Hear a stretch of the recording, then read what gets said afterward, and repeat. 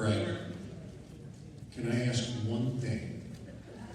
All right. Just to follow up, Okay. this is under the Best Practices Act for mining for rock crushers. Would someone on the TCEQ explain how far above the Edwards cap they can mine down to? And I'm talking about, the cap of the Edwards. I know it's in the best practices thing. If someone could say what it is. It's an air quality thing. I'm not sure. I like saying how far down into the water table they can go. Okay, let me help you. In the 2008 best practices rock crushing thing, I think it's 25 feet above the Edwards cap that they can mine down to. Could you confirm that? So, the Edwards is here, they can mine down 25 feet above it. Is that true? I'm looking at Burl. I'm not familiar with that regulation, and I'm looking for Lynn. I I think Joel has it in front of him. What's that? We'll get that to you either after the meeting or. Just a follow-up to what you Okay. said earlier. I'd like to go and get into the comment period because we've got, again, 75 folks who are signed up to speak. Here we go. For the record, this is a public meeting on an application by Vulcan Construction Materials, LLC. It's for an air quality permit. The application is proposed permit number 147-392-L001. This is the public comment period of tonight's public meeting. This is your opportunity to provide comments on the record that you want TCEQ staff and potentially the TCEQ commissioners to consider before making any final decisions on the application. The comments that you submit tonight will not be responded to tonight. Instead, they'll get combined with all the comments that have been submitted on this application and will be responded to in one document called the Executive Director's Response to Public Comments. Tonight is the end of the comment period. This is your final opportunity to submit comments on the record. However, it's not the last opportunity you'll have to request a hearing. As Nick mentioned earlier, once they mail out that response to public comment, it'll have a cover letter attached to it, and that cover letter will contain the final deadline for requesting a hearing. I'm just mentioning that because a couple of people asked me that during the break. Tonight's into the comment period, but the period of requesting a test case hearing won't be established until the response to comments gets mailed out. It'll be mailed out to everyone who's on the mailing list, which includes everyone who's commented on this application, and anyone who checked that box, please add them to the mailing list. You'll get the response to comments in the mail as well. Again, 75 so far who've signed up to speak. You'll have 3 minutes to submit your comments, and I mean 3 minutes. I'll give you a 1-minute warning. Yes, so there's some cards. The young lady over on my right has them that has the website where you can go and submit comments. You can leave here tonight, run home, get online and submit comments, get them in really before the end of the meeting tonight. And it's got the permit number on it. It does say that the deadline to request a hearing is tonight, but that is not the case. As I mentioned, that's going to be when the response to comments gets mailed out. And there's some up here on the stage. All right, so you have 3 minutes, and exactly 3 minutes to submit your comments. At 1 minute, I'll give you a 1-minute warning. At 3 minutes, I'll call time. If 3 minutes isn't enough time for you, you can certainly submit the remaining comments you have in writing. Written comments carry the same weight as oral comments. Also, if you brought your comments with you tonight and in writing, it's not necessary to read them all into the record. You can just maybe give us the highlights, and be sure to turn in your comments before you leave. So I will call you up 4 or 5 at a time. When you hear me call your name, come on up, approach the microphone, state your name for the record, who you represent, if you're representing someone, and then get started. So first up will be Terry Hall. Terry will be followed by Roger Hall, Jacqueline Hall, Nathaniel Hall, JC, and McKinnon. And that's still not my whole family. Hi, my name is Terry Hall. I'm the founder and director of Texans United for Reform and Freedom. We are a grassroots group that defends property rights and watchdogs transportation, particularly toll roads. Well, we're here to put some of our concerns on the public record and ask TCEQ to deny this permit. Given Vulcan's track record of repeated violations of state law, 35 at just one location along 1604, and TCEQ's utter failure to enforce the law and make Vulcan abide by it, we have zero confidence that TCEQ will protect the public interest and therefore implore you to deny this permit. With no active monitoring even happening in Comal County, there can be no baseline and no basis from which to make a decision about air quality and the potential impacts to human health in our region. The permit would allow Vulcan to report and document visual emissions once a quarter. Asking a known violator to self-report its impact in air quality is beyond belief. It's like the fox guarding the hen house. We cannot trust companies to self-monitor and self-report. TCEQ needs to do its job and perform independent monitoring. With Comal County already being declared Quarry Road, particularly along I-35, it's inexcusable that there is no active monitoring sites anywhere in our county. Now Vulcan and its comrades are moving west of I-35, starting to push their operations into residential areas near schools and homes, negatively impacting just about every area of human health, quality of life, and use and enjoyment of one's own property. So let's talk about property rights for a moment. Turk has long been defenders of private property rights. However, one's property rights end when they infringe on another's property rights. And property rights don't necessarily start and stop at your fence line. Vulcan is an out-of-state corporation and is not a member of our community.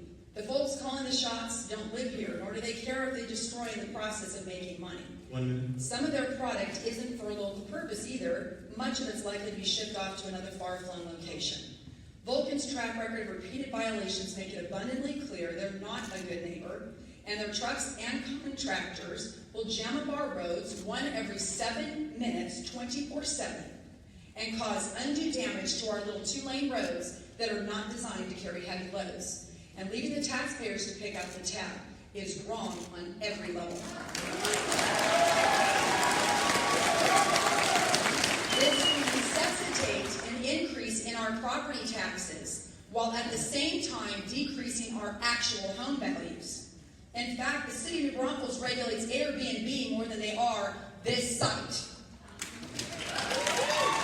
We work with local government to push back on state agencies, and state law requires you to give local government recommendations maximum consideration when considering permits. When the cities of Bulverde, Garden Ridge, and Spring Branch have all passed resolutions opposing this permit in a residential area, you have all the reasons you need to deny this permit. Thank you.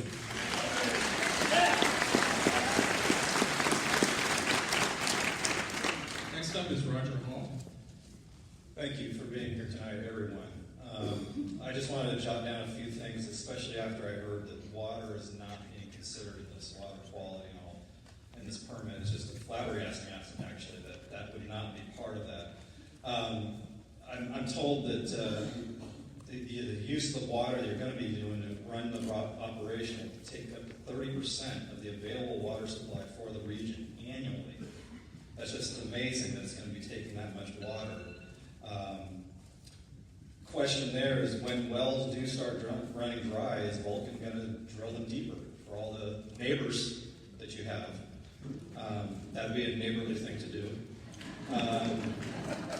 Schools, neighborhoods, natural attractions, 12,000 residents. We're all here now. We're not waiting 10 years to get our homes up and running and all that. We're here now, and any impact that you guys have needs to be fully considered. Water, air, truck traffic, road conditions, everything. So I really ask TCEQ to really revamp your permitting process and consider everything. Thank you.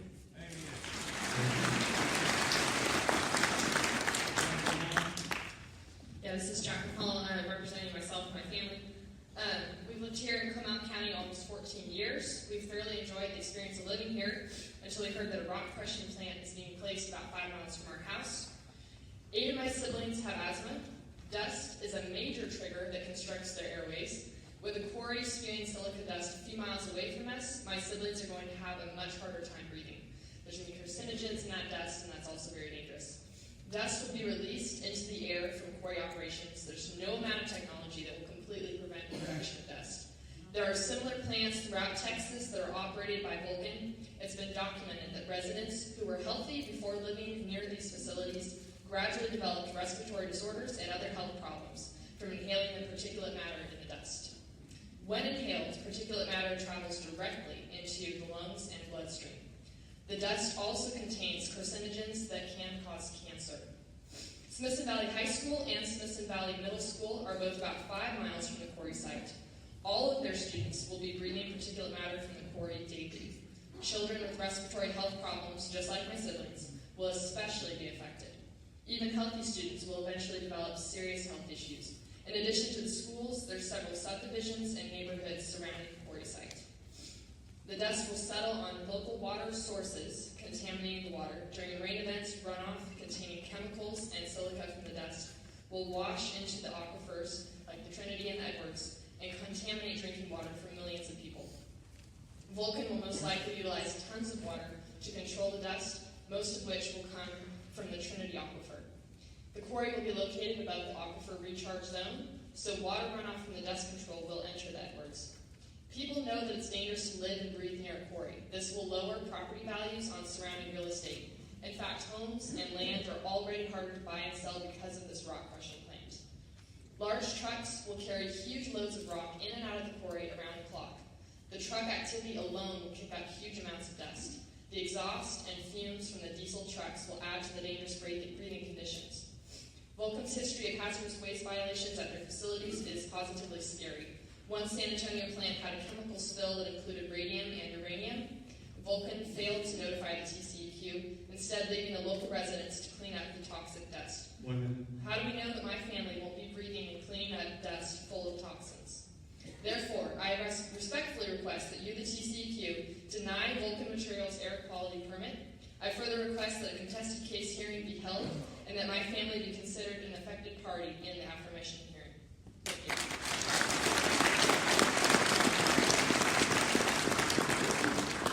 Thank you. As a reminder, all requests for a contested case hearing have to be made in writing. No problem. Next up is Nathaniel Hall. I am very concerned about this dust that this rock crushing plant will cause. I have asthma ever since I was a baby. Throughout my childhood, I was hospitalized multiple times for respiratory illness. I came down with RSV as a toddler, which permanently scarred my lungs. I was diagnosed with asthma after suffering through RSV. I developed pneumonia a few years later and was hospitalized because it could be deadly for people like me with asthma. During that time, I was very close to being put in the ICU because I couldn't breathe. I don't even want to think about the additional damage this particulate matter in the quarry dust will do to my lungs. During this current flu season, I was taken to the emergency room because of breathing complications. My mother homeschools me about 5 miles from the rock crushing site, along with 7 of my siblings that all have asthma. Our lungs will be damaged by the silica dust and carcinogens produced by the quarry. The dust kicked up by the quarry trucks will add to the terrible air quality. I am already in and out of the hospital with my asthma. My siblings and I cannot afford to have a major trigger like particulate matter added to our current breathing problems. Please deny the Vulcan Quarry Materials air quality permit for the sake of my asthmatics like me. I request a contested case hearing be held and that I may be considered an affected party in the hearing. Thank you.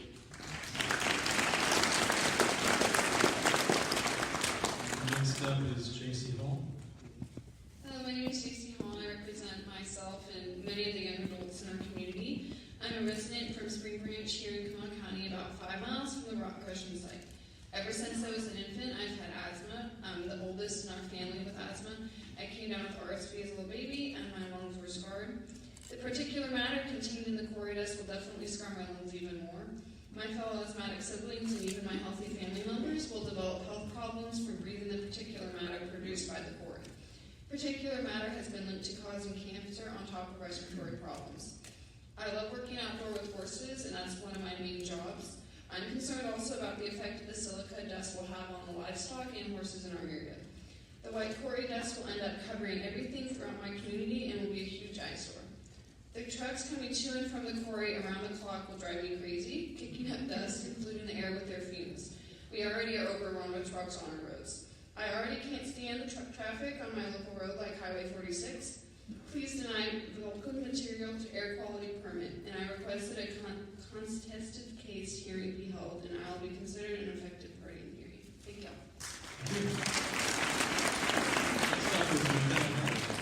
Hello, my name is McKenna Hall, and I enjoy living in the hill country with my family. I am very disappointed to find out there is a 1,500-acre rock crushing plant being put in 5 miles from my house. 7 of my siblings have asthma, and I was recently diagnosed with asthma in January.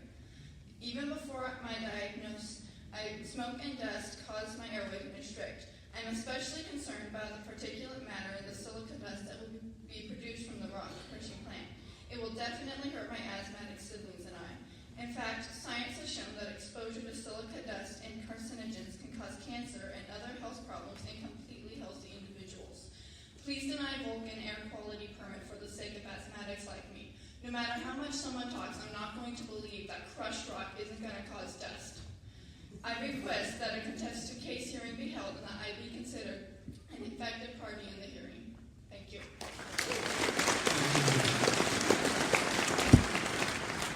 So I'll state it again, but I won't belabor the point. All requests for contested hearing have to be submitted in writing, so I would just recommend that you guys be sure to submit your request in writing before you leave tonight or before the deadline that's in that cover letter that comes out with the response to comments. Our next panel will be Pamela Say, Chris Hoffman, Liz James, and Sabrina Hauser, and I. We'll start with Pamela. Pamela? Pamela? Come on up.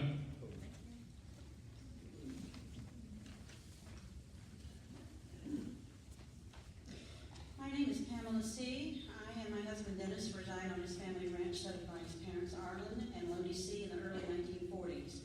The C Ranch, which fronts Highway 46 and FM 309, is comprised of 600 plus acres and is still considered home for the C family and now supports 5 residential homes, all of which will be greatly affected in negative and some irreversibly damaging or dangerous ways. If the quarry is permitted to proceed in the proposed quarry. First and foremost is the air quality issue. The drift factor is known to be fact. Quarry violations are historic fact. Particulate matter toxic to human lungs is fact. Permanent damage to the human body is established fact. I, my husband, children, grandchildren, great-grandchildren, and generations beyond all stand to suffer irreparable physical damage from the PM and the traffic emissions created if this quarry is permitted to proceed in this long-established residential area. In addition to the enormous concerns resulting from the PM and emissions in general, there will be the fugitive dust and silica on every surface, every leaf, and every inch of limb and bark on the thousands of oaks and cedars across the C Ranch. With each breeze, it will filter down, around, and whirl onto the heads of children, adults, animals, livestock, and everything else. What doesn't land in open water or someone's lungs will be blown around to land somewhere else, waiting for the next breeze. We have at least 5 water wells that have been drilled at significant expense. If it becomes necessary to re-drill the water wells due to the quarry's exorbitant water usage, it will create a significant and undue financial burden on each of the 5 residential homes, particularly as each household is on a fixed income. 1 minute. Also, this could easily become a repeat event, thereby repeated financial burden. That's it. Thank you. Next up is Chris Hoffman. I'd like to thank TCEQ for the public meeting, welcome for attending. I understand the meeting and the purpose of the talk about the air permit. The air permit does not consider the total scope and magnitude of the type of operation and many serious adverse health effects that will possibly inflict on 16,000 people. The EPA and OSHA findings in 2017 have suggested that the limits of exposure to crystalline silica be greatly reduced as the facts have become more apparent, obviously through years of research, that this poses serious health risks. Most vulnerable to the toxic chemicals such as the engine emissions of crystalline silica are the elderly and the young. The area surrounding the proposed quarry site consists mainly of retired and elderly individuals. One could easily make the case that exposing these residents to this type of operation of the proposed quarry could be considered abusive and create undue hardships that do not exist today.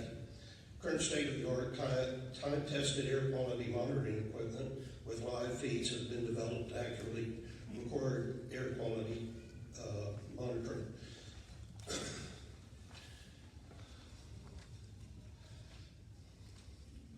The equipment should be mandatory now for all quarries, batch plants, asphalt plants, etc. This should be required now. I'm really concerned to know, and I'd like to know why it is not. It's a health concern, you know it, everybody else knows it. Consider the combination of emissions and proposed quarry, toxic dust, how you would go about living your normal life. Would you continue your current outdoor activities? Would you sit outdoors enjoying the evening with your friends, family, knowing full well that you're breathing hazardous toxic dust? Quarries historically use large amounts of water to suppress the dust. However, this is not very effective, and the tons of dust still blow out of the quarry. How much of this toxic dust can you inhale before you start having complications? For the history buffs, this is black lung disease, which is now referred to as silicosis. Everyone needs to study up on this toxic dust.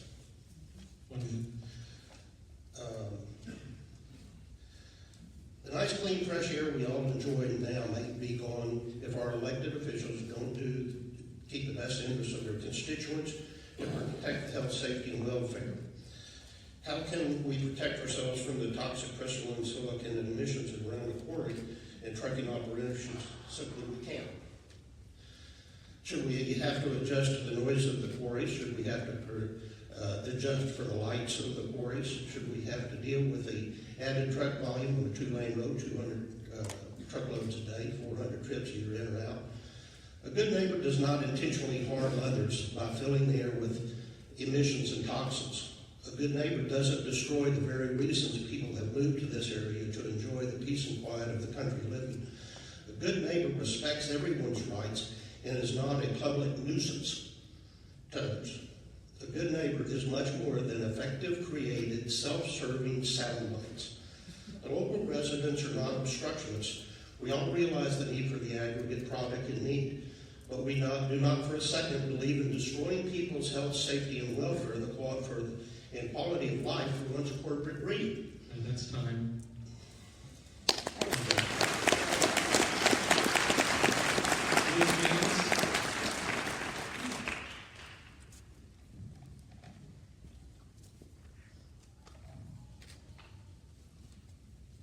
Good evening. My name is Liz James, and I have lived directly across the street from the White Ranch for 15 years, which is about 400 feet from my front porch to the fence line. I work my land daily to support my family, and the biggest concern I have is breathing the silica dust that will be released from the quarry. It will gather on my organic garden, get in my home, on my house, and my family will breathe it daily in the air. Would you eat from an organic garden that is located only 400 feet away from a quarry? My grandmother is 97 years old. She walks daily, and she has heart issues. This silica dust will kill her. It is a known fact that Vulcan will not follow air quality regulations, and the TCEQ issues quarry permits in Comal County without using air quality information from Comal County. How can this happen? Why aren't there air monitors in Comal County?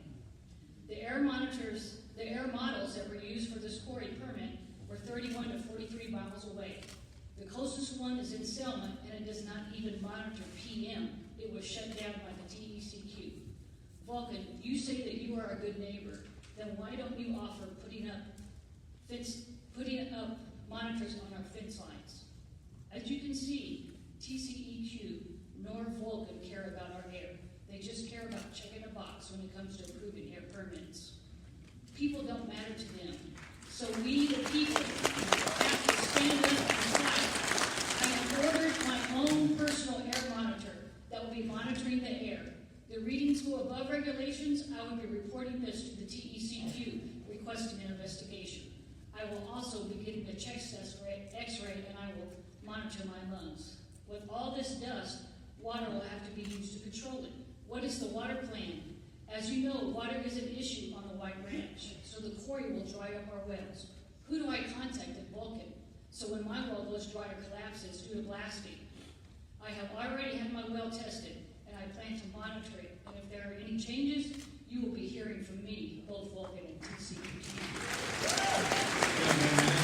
I also have a culvert pipe that goes under 3009. When it rains, I get water runoff from the White Ranch. With the quarry active, I will now have toxic water going into my dry creek. Animals use this for drinking. You will not only kill family, you will also kill our wildlife. I have spent my whole life savings for my dream home in the hill country, along with over 12,000 other residents. If the quarry goes in, our home values will be affected. We will all lose. So Vulcan, you say that you are a good neighbor? I am not against industry, but what I am against is Vulcan thinking they can just come plop into our neighborhood and expect us to welcome them with open arms. We were here first. So please go back to where you came from. We don't want you as a neighbor. We are going to just turn our heads. We are not going to just turn our heads and allow big business to cram this down our throats. We, the people, are going to fight you till the end. People matter. So remember me. I will be back.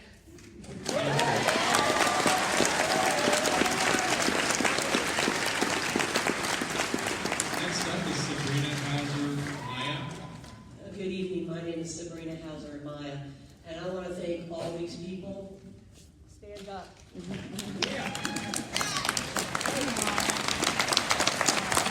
All these people are against this quarry.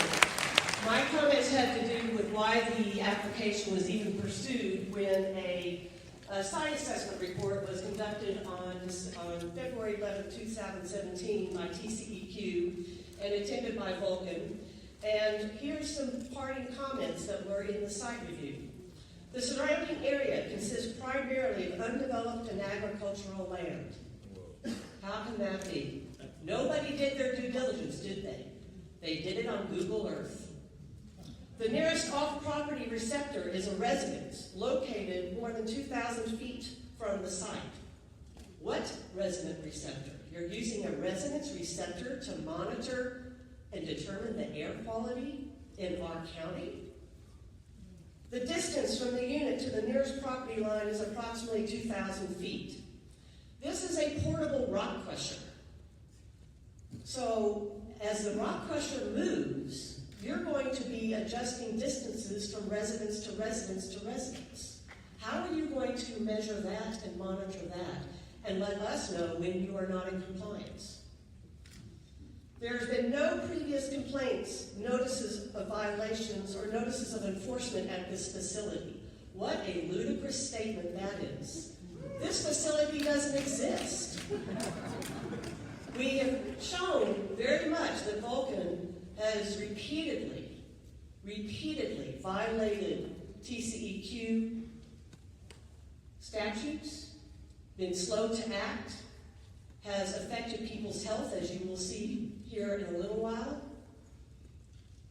Totally unconscionable. The potential nuisance or potential hazards are low. I don't know what site reviewers these people are, but they have no clue what they're talking about. I implore the TCEQ to do what is right. This permit should have never come forward with a site review like this, ever. Do what is right and deny this permit. Thank you.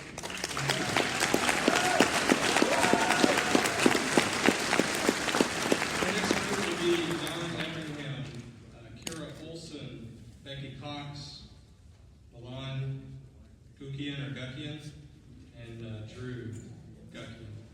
Don Everingham. I'm Don Everingham. I'm a retired engineer that has done custom design work and modifications to all kinds of heavy equipment in quarry and construction applications with pipeline and cable layers across the United States and in several other countries. Most of my work was centered around solving particular problems with heavy construction, ground engaging equipment, and customized designed equipment. From there, I was going to say some nice things, but I'm going to digress here a little bit. First of all, the permit that is before us, before TCEQ, states for the silica that a test was done that's going to produce 0.2% by weight silica. That is extremely low for anything in this area. Even TCEQ has stated in previous public meetings that the Edwards limestone will run between 3 and 6% silica. You're right with the sand number that you gave, that it is going to be 100% silica, crystalline silica, and there is sand deposits in the karst formation, which is where this quarry mostly centers. It is partially over the Edwards recharge zone and will have certainly some limestone. But one thing you didn't mention was the chert that's also in this formation. And if you chemically analyze the chert, you will find that will run 50 to 80% crystalline silica. So with the two mixes that we don't know how it's going to play out in the mining process, without some sort of a protocol and a sampling process that allows us to measure from time to time the material, that we can come to some sort of a reasonable, accurate crystalline silica number. And we know that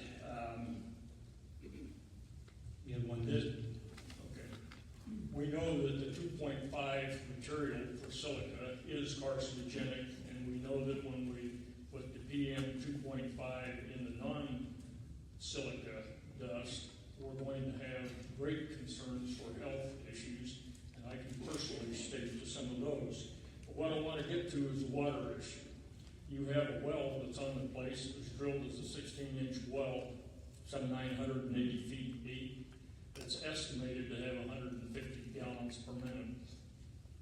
I personally have a well that's in that same category, as does a lot of people in the area, and I know of no one that has higher than 22 gallons per minute. My well was actually tested at 12 gallons per minute. Some across the road from you are as little as 3 gallons a minute. So I don't know how you're going to get the water. And I think your estimates that you gave in the question period of the water usage is a little on the low side. What I'm going to say here is that I think it's unfortunate that water is not a part of the permitting issue. It either isn't important to TCEQ, or there's no reason for you to consider water for some unknown reason.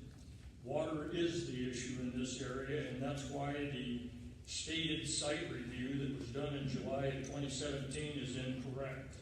This is not surrounded by agricultural land. It's surrounded by residential areas that have an appraised value of approximately $1.5 billion. That's a huge impact to personal property. Thank you. Thank you. The rest of you.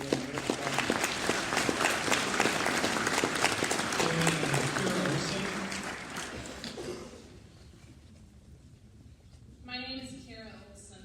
My husband, 2 daughters, my parents, our pets, livestock, and honeybees live next to the proposed quarry.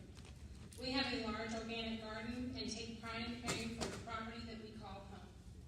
We use the cedar trees that we cut down for rails and the stone for structures.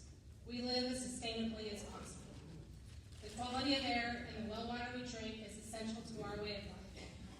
The TCEQ mission statement states that its goal is clean air, clean water, and the safe management of waste. TCEQ only considers the impact of air quality in this permit, yet it does not have any air monitors in Comal County for PM. If we cannot monitor, then we cannot be issuing permits that will put lives at risk for death.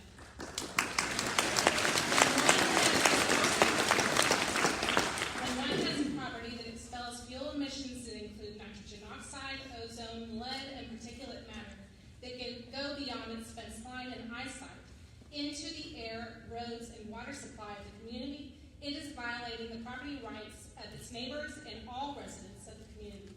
Not to mention the 350 to 500 trucks per day that will be destroying our roads paid by taxpayers and putting the lives of our community at risk.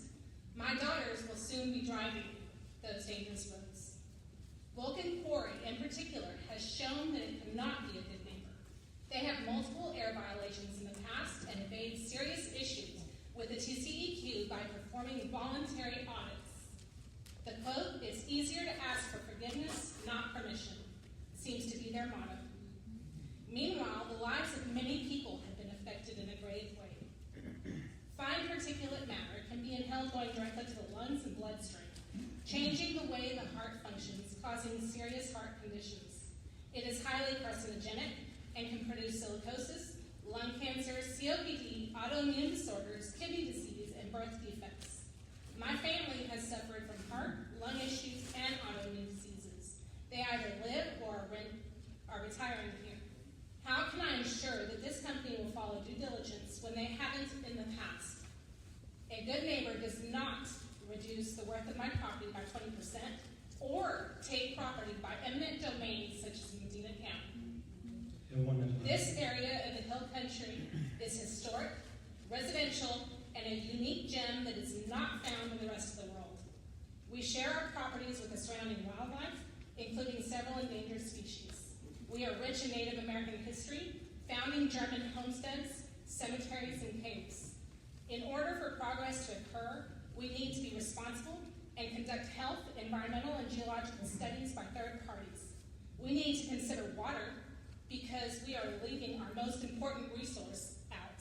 When it is gone, we are done. Thank you.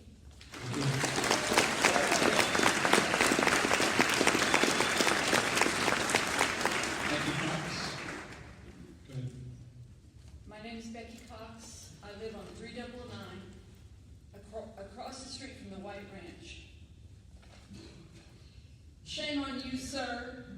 Sir, I'm sorry I don't remember your name. Shame on you for minimizing the effects of silica dust. According to a recent publication in the Journal of the American Medical Association, black lung disease is on the rise in younger miners than ever recorded. The reason identified is new regulations did not take into account the proportion of silica in the dust.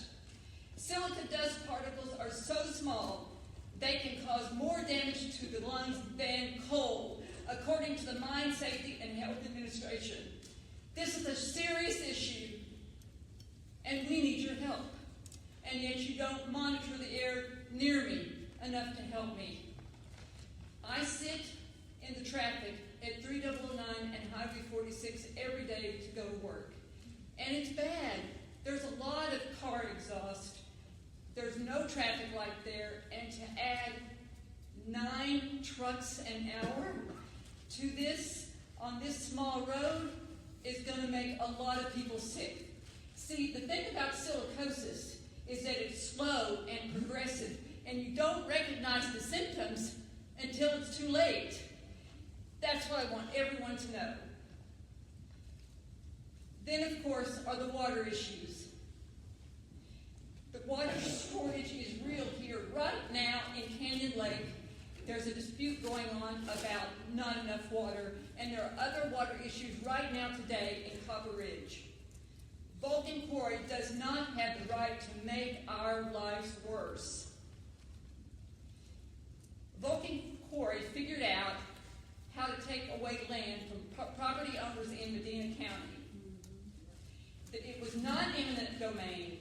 They're using a rail line for their own purposes, but they figured out a way to do it. That tells me that Vulcan Quarry is Goliath, and I am only David. But for the rest of my life, I will fight Vulcan Quarry. And my descendants will fight Vulcan Quarry forever. You have 1 minute left. I got plenty of time. God save the Hill Country. Fight Vulcan Quarry!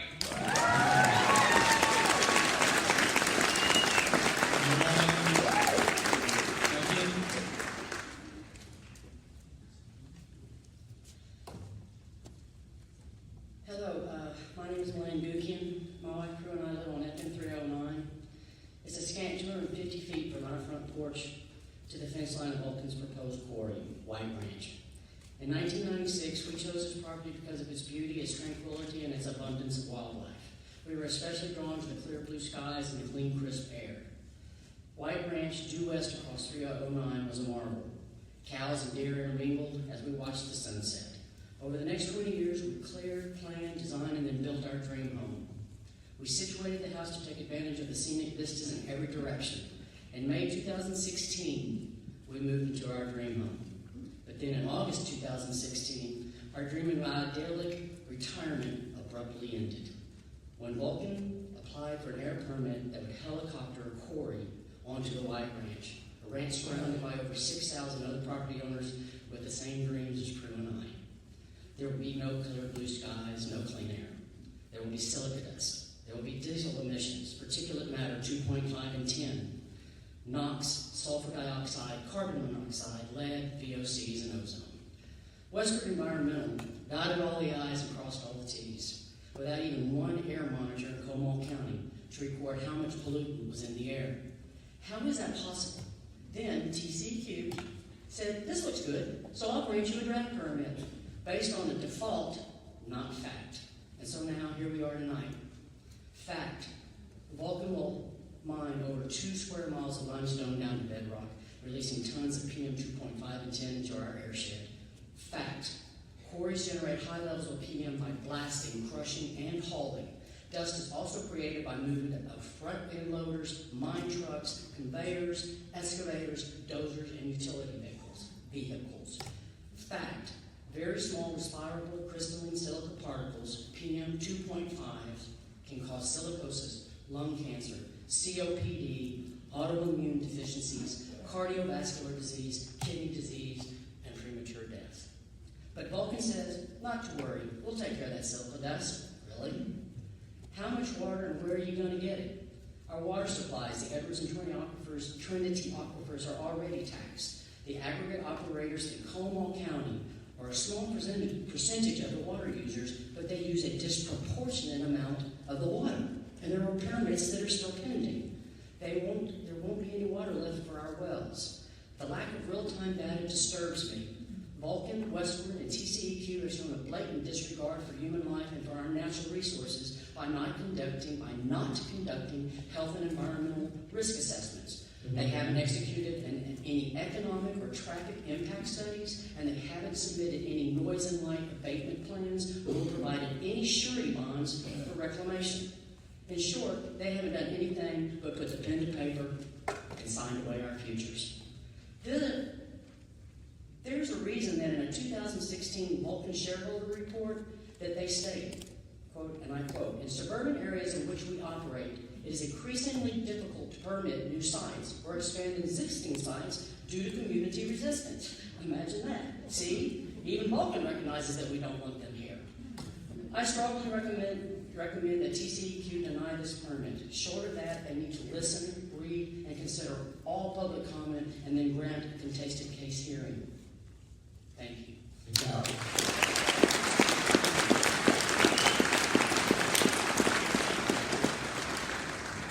Prue? Buchan? Prue? Pass? All right, so our next panel. David Drua, followed by James Drake, Charlie Gardez, and Linda Everingham. David. My name is David Drua. I have many reasons to be concerned that this quarry will negatively impact my family's health and damage my property. I strongly urge TCEQ commissioners to deny Vulcan's air quality permit for the following reasons. Vulcan has shown that they are not a good neighbor and they don't abide by state regulations. Vulcan has a long history of air and water quality violations and has repeatedly failed to protect our natural resources, including the air we breathe. One location alone, Vulcan's 1604 plant in Bear County, cited over 35 violations in the past several years, including failure to produce documentation on spills and leaks, failure to produce inspection reports, failure to determine hazardous waste, failure to construct and maintain permanent spray bars, failure to perform visual air contamination monitoring. They dumped discharge material from their plant into Elm Waterhole Creek and exceeded air contamination limits. So clearly Vulcan cannot be trusted to protect our natural resources or our health. But that's exactly what this draft permit does. It relies on Vulcan to police themselves. Furthermore, the only actual monitoring this permit requires is quarterly documentation of visible emissions for 6 minutes at a time. That's just 24 minutes of actual monitoring over the course of 1 whole year. I can only imagine what would happen if employers allowed their employees to conduct their own drug testing wherever and whenever they wanted. No one would ever fail a drug test again. It's TCEQ's duty and responsibility to make sure out-of-state corporations like Vulcan do not pollute Texas air, water, and other natural resources. But TCEQ has 0 active air quality monitors in Comal County. The nearest particulate matter monitoring station is 17 miles upwind in San Antonio. Vulcan's horrendous track record, TCEQ's inability to monitor contamination means that there are no checks and balances to prevent Vulcan from harming our families and permanently damaging our hill country and polluting the air. The cities of Bulverde, Garden Ridge, and Spring Branch have all passed resolutions in opposition to the quarry. Texas statutes, Health and Safety Code, Title V, Chapter 382, Subchapter E, Section 382.112 states that when making a determination or order that affects a local government, TCEQ shall give, quote, shall give maximum consideration to a local government's recommendation, end quote. I urge you to heed the concerns of Texas citizens and our elected representatives. I am requesting that TCEQ deny this permit, conduct a full environmental impact study, and hold a public hearing on this permit. Please, do your job. Don't let Vulcan mess with Texas.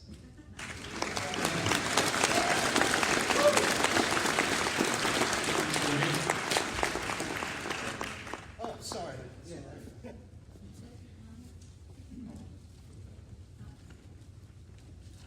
James Drake? Yep, that's me. You ready? My name's James Drake. I go by Kevin. I'm a little nervous, so I'm going to light this cigarette if you guys don't mind.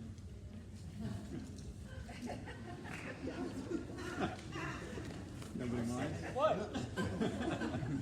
I got some asthmatics sitting over here. I don't think that's a good idea. You're probably thinking a couple things. You're probably thinking, Kevin, that's bad for you. Kevin, that's bad for me. And Kevin, you can't do that again. You're in a confined space, and it affects all of us. And you'd be right. I live on 11 acres of hill country. We were purchased and built 20 years ago. We are located on FM 3009, directly across from the southern boundary of the quarry site. We are not immune to the harsh realities of life, but we do not accept a private, for-profit entity contributing to our demise without our own legal.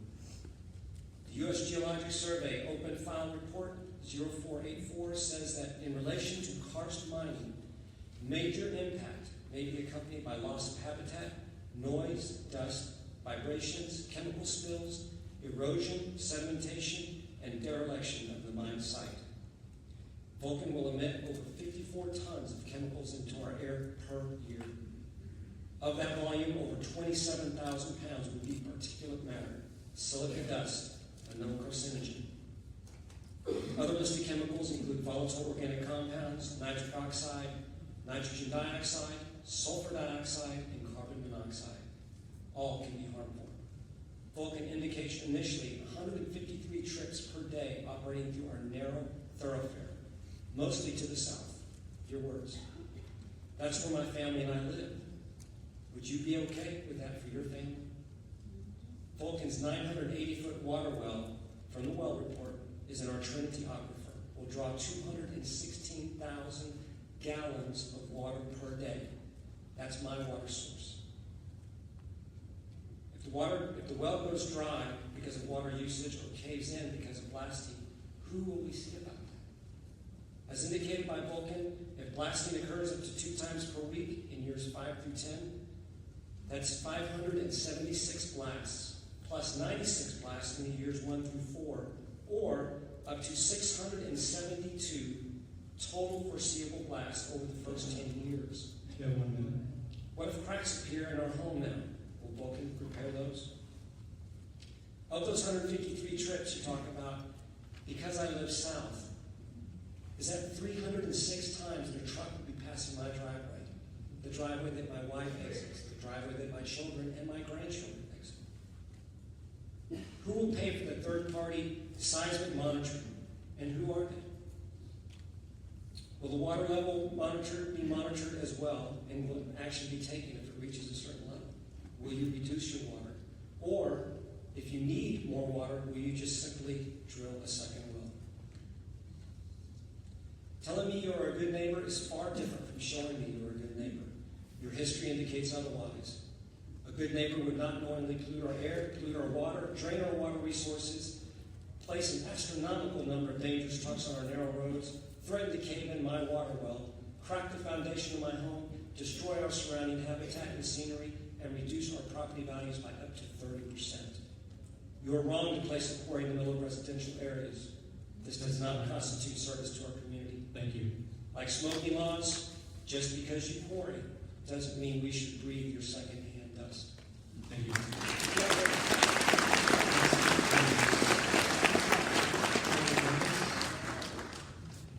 That's me. Good evening. My name is Charlie Gertis. My wife Shirley and I live on 3009, less than 2 miles from the intersection where the proposed quarry is going to go. We live on 6.3 acres, built our dream home over 20 years ago, and just can't wait for total retirement when we can enjoy every day on our little piece of heaven. I am 68 years old. My wife is 67 years old. However, she has high blood pressure, is on several medications, seeing a cardiologist for several symptoms, and has to wear a CPAP mask at night due to respiratory problems. Therefore, and thus, we are very concerned about the effects that this quarry will have on our health, on our air, on our water, and on our land. I have some experience in pharmaceutical sales, and this whole process reminds me of the big drug companies and the FDA. The big drug companies will push hard to bring a drug to the market in spite of all the serious side effects that are associated with that drug. But they are able to convince the FDA that, hey, there are some side effects, but our studies show that they are not significant to the major population. Our drug is safe. So the FDA falls for that argument, approves the drug, goes on the market, and is only to be pulled sometime in the future because those side effects are serious and deaths do occur. The sad part is that could have all been avoided if the FDA would have taken their role seriously and searched the data. We are asking TCEQ to take their role seriously because you have the power. You have the authority, just like the FDA, to say no. Okay, so the quarry comes in. Who then is ultimately responsible for the bad things that happen? Who will be responsible when my wife's respiratory condition worsens? Who will be responsible when the healthy people start getting sick? When we turn on the faucet and there is no water? Or if the water is there, that it is contaminated?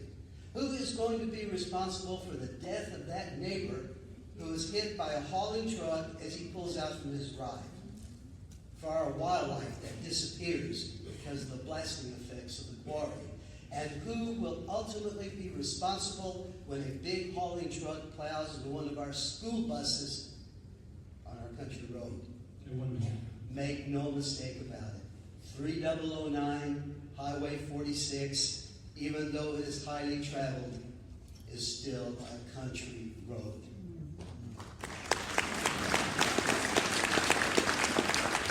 TCEQ, we're asking you to fulfill your role. Take your role seriously. Just like the FDA, you have the authority, you have the power, and you have the right to say no.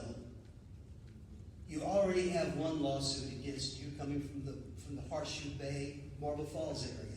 You don't want any more, but you will get more because people are beginning to understand and realize the bad effects of the quarry.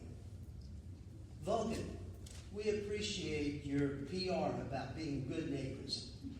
Be a good neighbor. Leave us alone. Go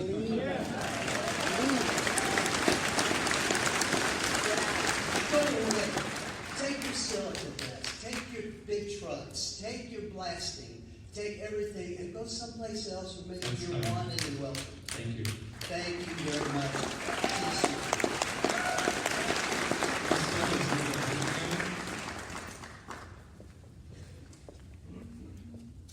Good evening.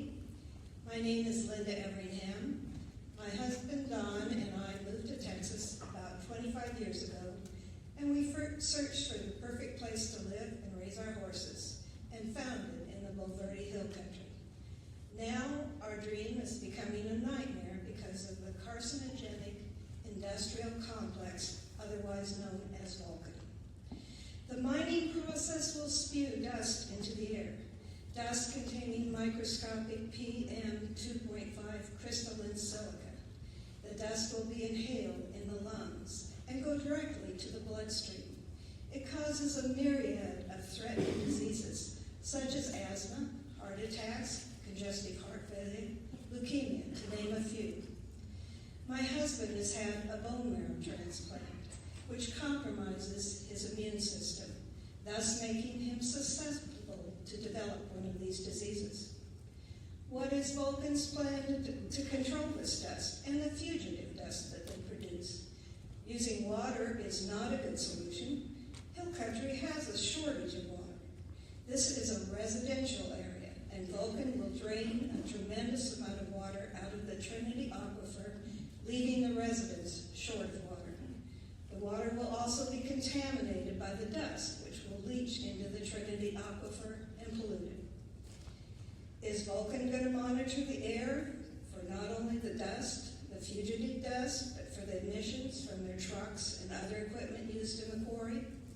How are they going to keep fugitive dust from polluting as trucks travel on roads, which were never designed for such a high volume or heavy trucks?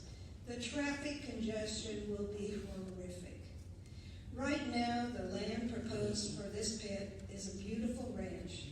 If Vulcan is permitted to put in a quarry, it will become a gaping, ugly hole. Are there plans to reclaim the land as they move throughout the quarry, or will they just move to another residential area? This quarry will have a great impact on the lives of the residents that live near it. It's amazing that this quarry is even contemplated, not only because of the health concerns, but the damage to the Trinity Aquifer, and economically it will destroy the value of our homes. Vulcan touts that it wants to be a good neighbor. The only way it can be a good neighbor is to not be a neighbor in our residential area. Thank you.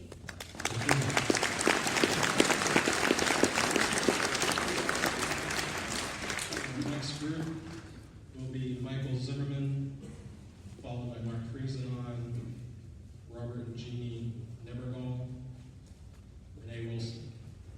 Michael Zimmerman.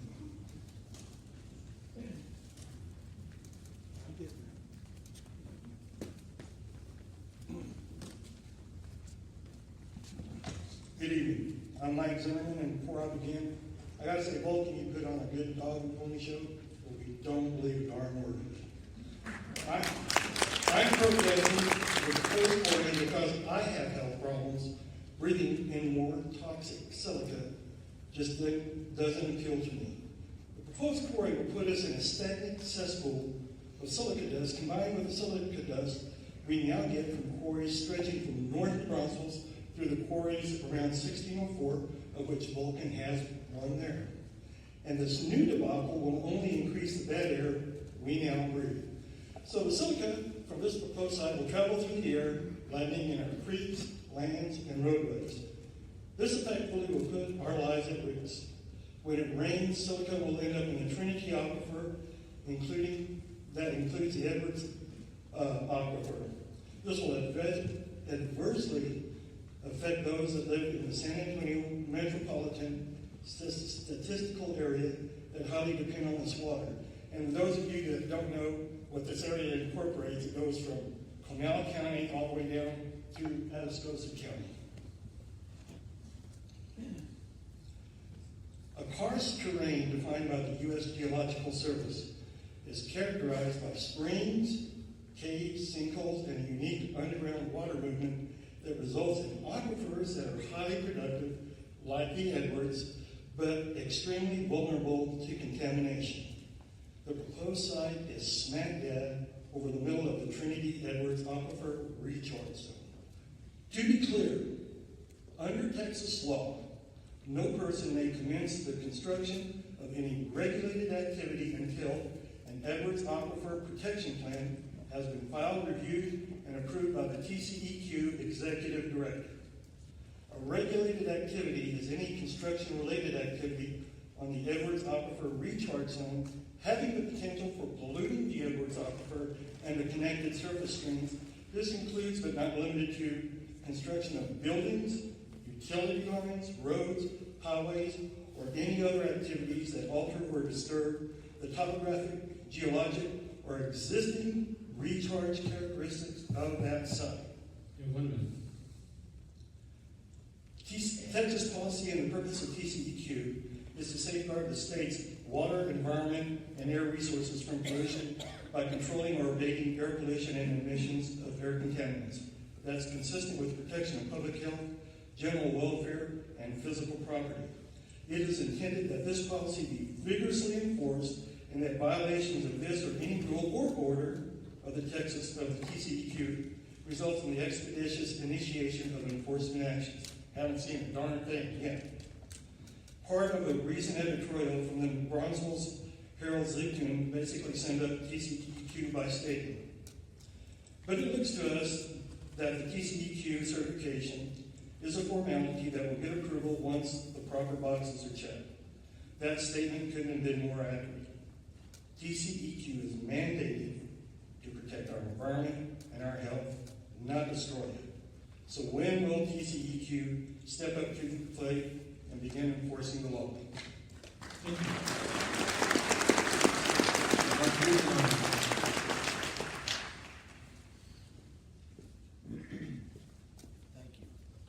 I'm just going to make a few brief overall comments.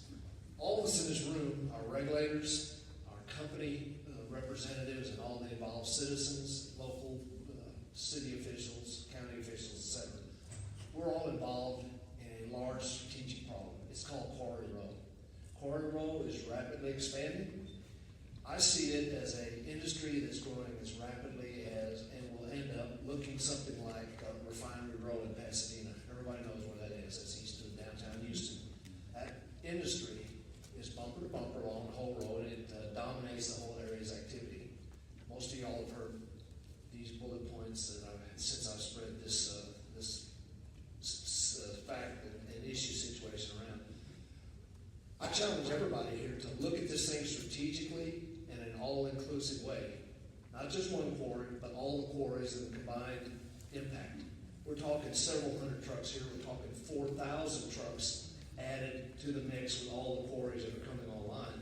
And they'll be on roads even less capable than 3009 and Highway 46. We're talking about area issues that are, if being monitored at all, are being monitored very little. So by default, anyone that does complex modeling, as is air modeling, the models are 100% correct by definition because there's nothing to say otherwise. Water. You look at the Edwards water supply. The 8 quarry owners in Quarry Row control a really large percent of the Edwards aquifer water. They can't use it at Vulcan. They can't use it at the new quarries adjacent to my property because the Edwards aquifer permit process won't allow it. So they're going to have to go into the Trinity. When you add up all the use out of the Trinity, I think that water issue is going to be very significant and needs to be looked at in detail.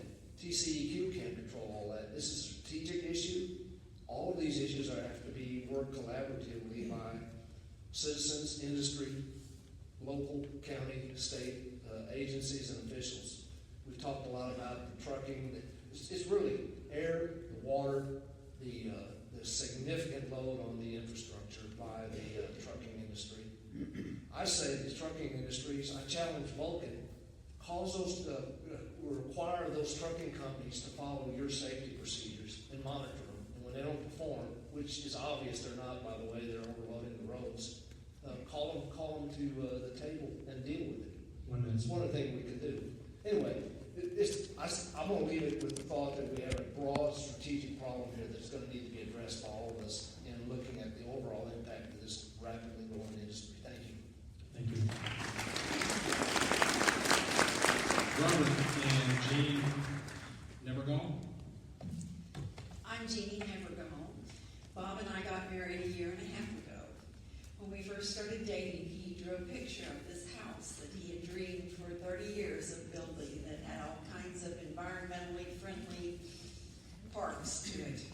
So when we got engaged, I said, why don't you just go ahead and build that house?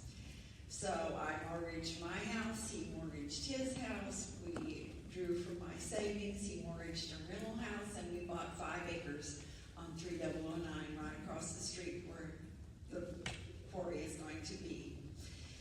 When I first heard about this and all of the drawbacks, I was just devastated. As a matter of fact, I woke up one night with my face itching and I thought, I bet I have the shingles.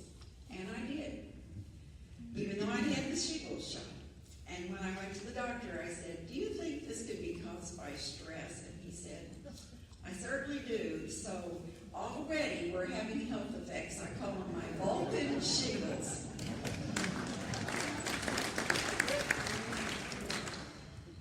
Our dream home is now tainted.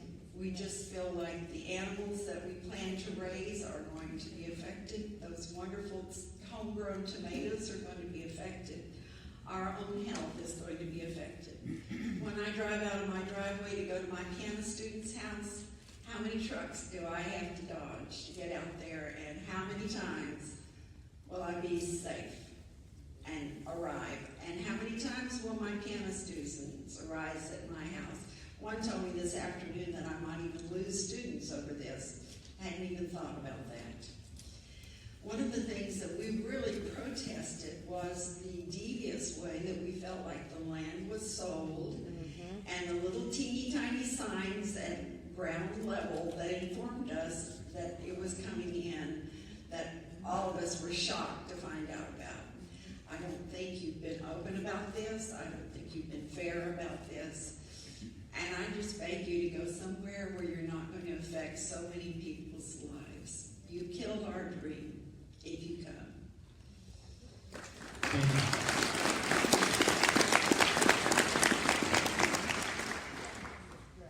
As my wife just mentioned, we had a dream. We approached getting the property on 3009 and build a house. At age 72, I started building, and I'm now 75. I find I'm in the final stages of building this house. I need the completion, the exterior, the trim, things like that. Vulcan coming in and is killing the dream. Tearing up the land west and north of our property with all the dust, noise, and vibration that we will endure. I feel that my dream of a country oasis is coming to a quick and painful end. Not to mention the property values being decreased by thousands for myself and all my neighbors. We will have health problems for not only the humans, but for all our animals also. My garden, I love to garden. I grow tomatoes and beans, everything. I'm looking forward to having it, but not now. I'm looking forward to having a public hearing and hopefully the powers that be will find the best interest of the 12,000 neighbors to turn down this proposed quarry.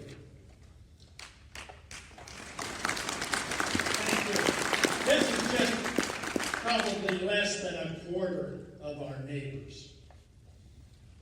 The dust and particulates that are the biggest health and physical property threats, not to mention the less of the property values and resaleability that my property will have at this time now. I've already lost thousands and I'm going to lose thousands more. I look forward to having a clean air and noise-free environment for my retirement dreams. I spent 21 and a half years as a master sheet metal mechanic for the airlines. I know that I'm not going to have my retirement that I thought I would.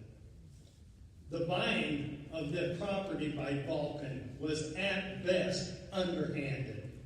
Notification was minimal, and they were hoping to sneak it in with 2 minor signs placed along several positions on the fence.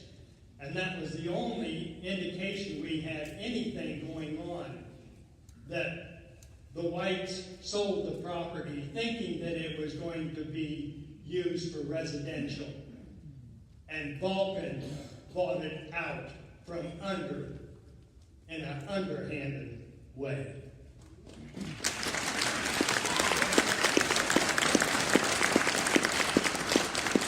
Looking at the health problems, the crowd, the dust, the particles, the aggravation, the health caused by noise and vibration, there are many areas that could have been bought by Vulcan where it would have affected cows and a few farmers. But no, they decided they wanted to come in the midst of 12,000 people and do their thing. Thank you, Robert. That's time. Next up is Renee Wilson.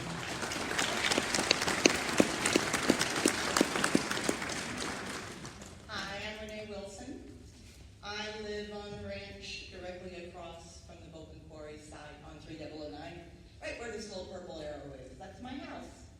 So, kind of right in the middle of it. This ranch originally belonged to my grandfather, Arlen C.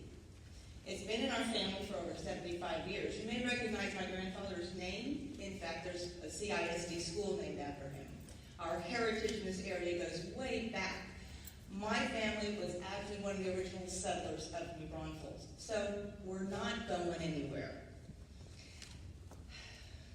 For 4 generations have lived on this ranch. And we've worked this ranch. We would like to keep it in the family for generations to come, for our children, for our great-grandchildren. I take pride in this ranch and the environment surrounding it. I consider myself a good steward of the land. Currently, myself, my mother, my uncle, my aunt all have homes on this ranch. My cousin is in the process of restoring my grandparents' original home on the ranch. I have many concerns regarding the effects of this quarry on our health, our water, our livelihood, our home, our livestock, our pets, wildlife, endangered species, the environment, our quality of life, and our cost of living because of the degradation and quality of the air and the sound pollution, the noise pollution, the water pollution, and the increased truck traffic on our road. I've researched many of the health problems related to breathing in the dust, the particulate, the silica from these quarries. Other people have spoken about that, so I'm going to kind of leave that out. Even when minimum standards are met, these conditions still exist. And I'm deeply concerned that there is no monitoring on surrounding property around this quarry. How do you know what we're breathing in? How can you tell?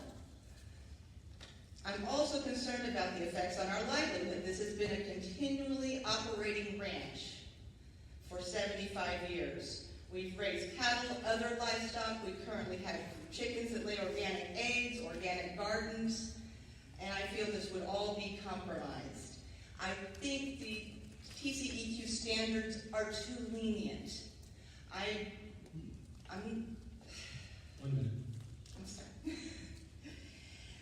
I am submitting this review, if you will take it, by the United States Geological Society. It tells you about the potential environmental impacts of quarrying stone in karst. We know this property is on the Edwards Recharge Zone. We know this is on karst formations.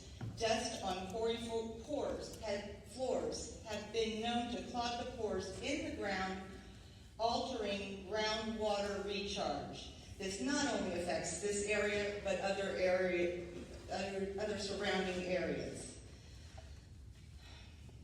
I would like to ask the TCEQ to show compassion to the people, the animals, the environment, our jobs, our lives, our quality of lives. You are charged to protect us and not bowing down to these large corporations.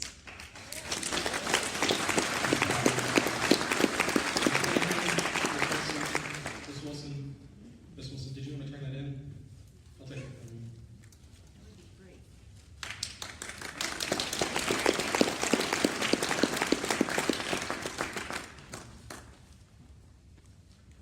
All right, so we still have about 50 folks to go, so I appreciate your cooperation and your patience.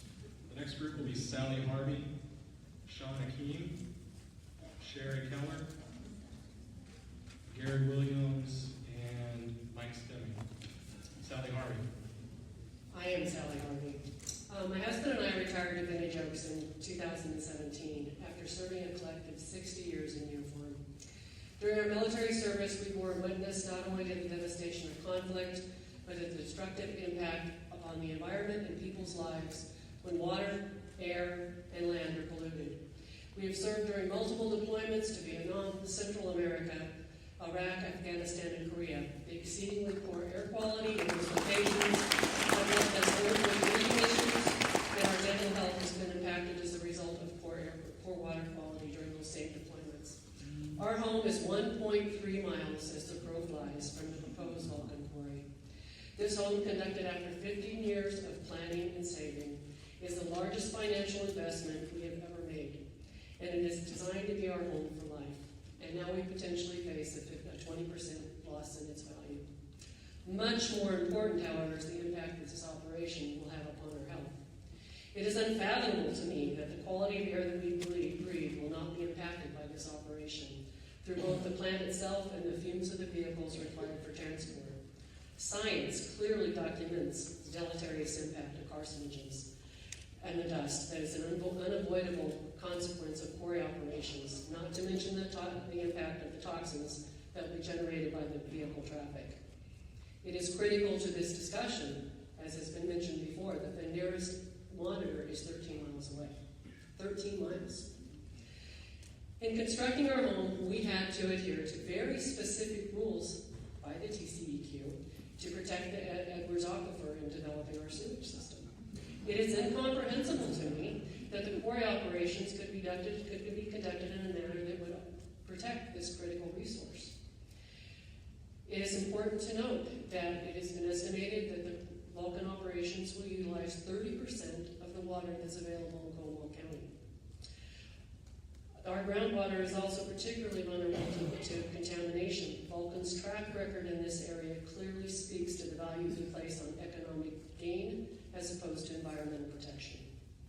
As veterans of multiple deployments to combat environments, there is a tremendous solace for my husband and I in the peace and solitude of our home.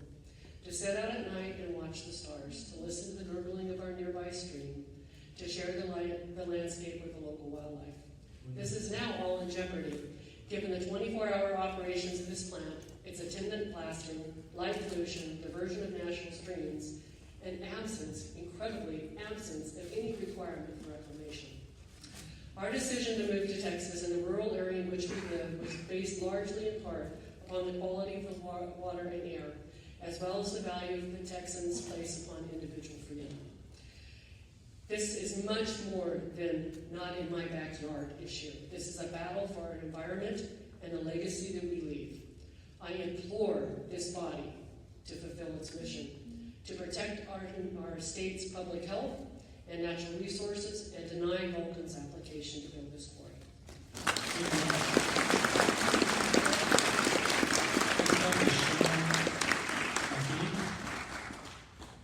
Sean Akeem, H-A-K-I-M. Sorry, I think maybe, I don't know. Sean Akeem. How you? Are you Sean? I'm Sean, but are you?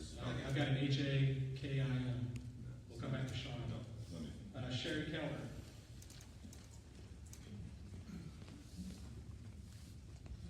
Good evening. My name is Sherry Keller, and I'm a resident of Comal County. I've reviewed Vulcan's air permit application for the proposed rock crushing operation at Texas Highways 46 and 3009. I support Vulcan's right to construct and operate the proposed facility. Comal County is in attainment with the ambient air quality standards for particulate matter emissions. Air permitting regulations in attainment areas were developed to prevent significant deterioration of the air quality and allow growth. While studies have shown that young children, the elderly, and those with respiratory illnesses such as COPD, emphysema, asthma, and progressive lung disease may be impacted by particulate matter emissions, it's important to remember that the air quality standards have been set to protect those sensitive populations.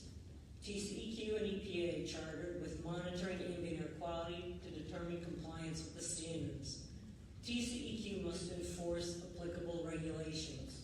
The air permit application describes the proposed rock crushing operation as portable. Under Texas regulation, Texas Administrative Code 30, Chapter 111.183D, the portable rock crusher may not operate on the same property for a period of more than 6 months. TCEQ must require Vulcan to submit a new air permit application and provide a public comment period before issuing a permit for continued rock crushing beyond the initial 6-month period allowed under the exemption for portable facilities. We consider a good neighbor and maintain its license to operate. Vulcan must comply with applicable regulations and permit requirements, implement a safe driving program for its haulers, whether they are Vulcan employees or contractors, maintain the roads within 1 mile of the site, work with TxDOT to control speed and flow of traffic, including but not limited to installing a traffic light at the intersection of Texas Highways 46 and 3009. Vulcan must use its website to inform the community about actual water usage, actual pounds per day and tons per year of rock crushed, the actual number of trucks per day, and the number and type of complaints received, and how those complaints were resolved. 1 minute. Vulcan must also conduct at least 2 meetings per year with the community to discuss environmental and safety performance and community concern. I support Vulcan's right to construct and operate the proposed facility, but I will be watching. Thank you for your opportunity to comment. Thank you. Gary Williams. Good evening, I'm Gary Williams. In the middle of January, I did an independent study into the possible costs of microscopic dust in Comal County to residents and homeowners. This was in reference to air conditioners for our homes and air filters for our automobiles. Using the U.S. Census, the government shows that there are 54,803 homes in Comal County. Using Lowe's.com as a source for air conditioners, I looked at 62 different choices and chose ones that were most popular, ones that would capture 85% of the microscopic particles, 90% and 97%. An 85% capture is going to cost about $9.25. This is not the cheapest, it's not the most expensive, it's an average. If you do that 3 times a year, it will cost you $38 a year. That's not very much. But if you have to do that 12 times a year, it moves your cost to $111 a year, and that's for 85% capture. 90% capture 3 times a year, that filter is going to run $16.97 a piece, $50.91 a year, but that moves if you do it once a month to $203. A 97% capture is about $25 a piece, 3 times a year, obviously $75 a year.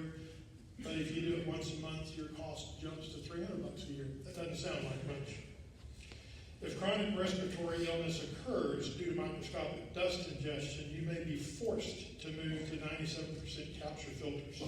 This means individually an increase from $38 if you're doing 85% to $300 a year. Again, that doesn't sound like much. Good quality air isn't going to be free. In reference to air filters for automobiles, most manufacturers recommend that their filters be changed every 7,500 miles. Kelly Blue Book and NADA both say that Texas residents travel about 15,000 miles a year, which means there's going to be 2 changes a year. Sources show that the average installed air filter in an automobile is about $100. 2 times a year, that's $200. But if you double that to keep your car operating in good condition, it's going to cost us $400 a year. Again, that doesn't sound like very much. But good quality air is essential and required for continued mechanical and human life. Less than quality air affects our homes, our transportation, and ultimately our lives.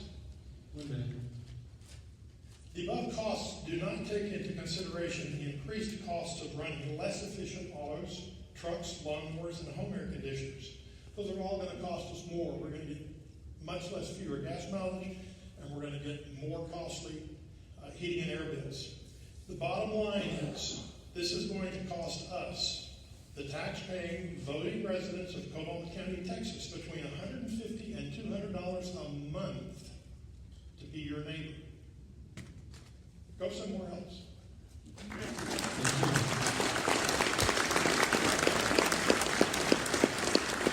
Next up is Mike Stimming. Deanna. Good evening. My name is Mike Stimming. I'm a homeowner of the Vintage Oaks community, which is roughly a mile downwind of the proposed quarry site.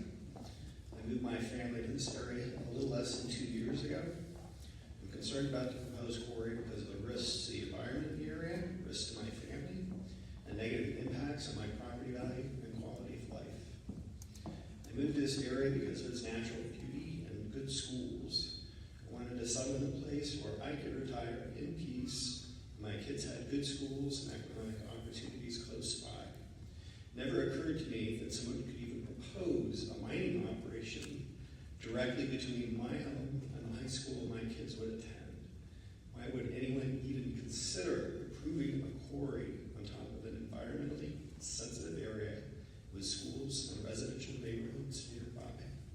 This is not a case of people knowingly moving into an area where there was already such a facility, but rather a decision to develop and approve such a facility now when all these residents are already here. I looked it up. Smithson Valley High School, over 2,000 students. Smithson Valley Middle School, over 1,000 students. I've been thinking a lot about school safety recently with 2 kids. And keeping our kids safe includes being concerned about the air that they breathe every day. So my questions are, how Vulcan would be held liable for damages to the environment and residents of this area? I've lived in other areas where large companies have left environmental messes for other people to clean up. I learned tonight that Vulcan is operating other quarries on the Edwards Aquifer. So why continue to start new quarries in environmentally sensitive and residential areas? That does not sound like a good neighbor to me. I request the TCEQ deny a permit to operate a quarry at this location. I hope our public officials do the right thing and protect the public interests. I hope additional environmental impacts beyond the air impacts are fully considered. Thank you.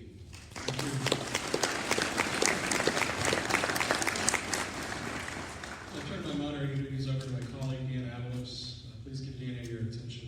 I'll be back in a bit. Okay, so Brennan Miska. Brennan Miska. Judy Crook.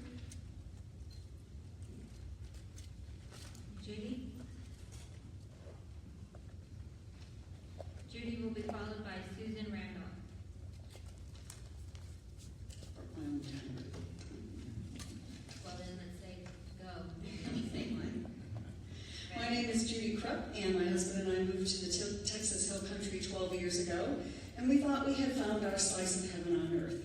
Let me tell you how we got here. A monster storm by the name of Katrina is responsible for our move to Texas. Originally Midwesterners, we moved to Slidell, Louisiana, because we were tired of the cool Midwestern winters. We never imagined that in the span of 8 years, we'd have to evacuate 4 times. Obviously, Katrina was the last straw, and we were out of there. Now, folks often ask us how we picked the Texas Hill Country. Well, we sure didn't throw a dart at the map, I'll tell you that. My husband and I are cautious individuals, very thorough, and we always look before we leap. Suffice to say that we did a lot of research and covered a lot of ground before making such a big decision.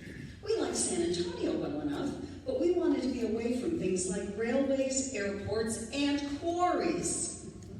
Well, one look at this rural community, and we knew it was just what we were looking for. So for the last 12 years, we have grown to love the area we live in more and more each day. But we can't believe that we will once again be put in a position where we may be forced to leave our home, this time to protect our health. This time, the culprit will be a quarry, and the lack of laws and governance that should protect the citizens of this great state. We love Texas, and we firmly believe in property owners' rights. That is, until they infringe upon the rights of others. We believe that the right to life, liberty, and the pursuit of happiness includes the right to clean air and a clean, reliable water supply. We could call heavy truck traffic, blasting, and night lights a nuisance factor, but the word nuisance hardly begins to describe it. The cascading injurious events that will occur if this quarry is built in such a densely populated area is beyond measure. And how can Vulcan be granted another air permit with their track record of noncompliance? Who will be monitoring the air that we breathe a short distance away? Don't let this be the next Flint, Michigan water crisis where the state's Department of Environmental Quality conceded that it failed to take steps to prevent the corrosive water situation. In response to that epic tragedy, where several government officials and city employees were jailed due to willful, negligent duties, Michigan's Attorney General stated that the Flint water crisis was and is a failure of leadership, further stating that a cause of the breakdown in state governmental management was a preoccupation with data, finances, and cost, instead of placing the health and safety and welfare of their citizens first. TCEQ, please put our health, safety, and welfare first and deny Vulcan Quarry their air monitoring permit. Thank you.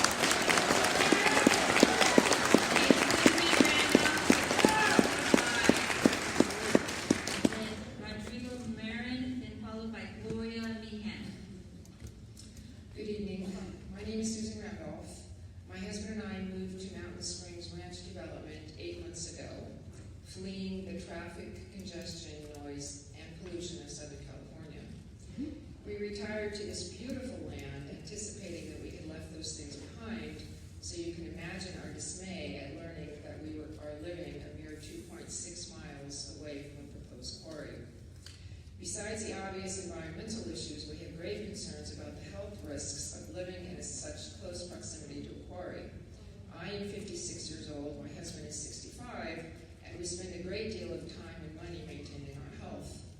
We exercise daily, are diligent about our diets, and practice stress management. We do this to stay healthy and functional well into our 80s, but I fear that after 30 years of involuntary exposure to breathing particulate matter on a daily basis, rather than spending our days walking, working out, or in the gym, we will spend them in doctors' offices, hospitals, and pharmacies.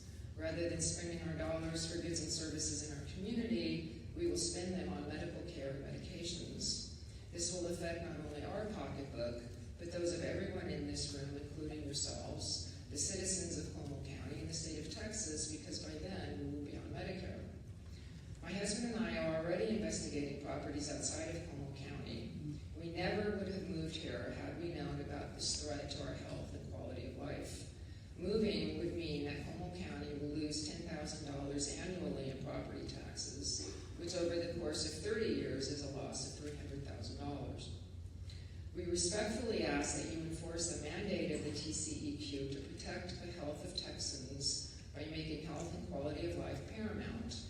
deciding whether or not to grant an air permit. The cumulative pollution impacts on adjacent communities should be fully analyzed before making permitting decisions. We call upon you to protect our air, water, and land from those who would pollute for profit. Thank you.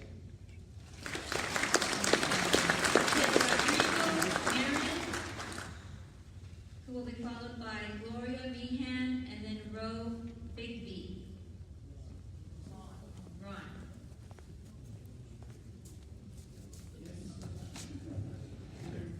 My name's Ron Moran, and I'm in the insurance and financial services industry. And my wife and I and my stepdaughter, we travel 46 quite often. We also use 3009.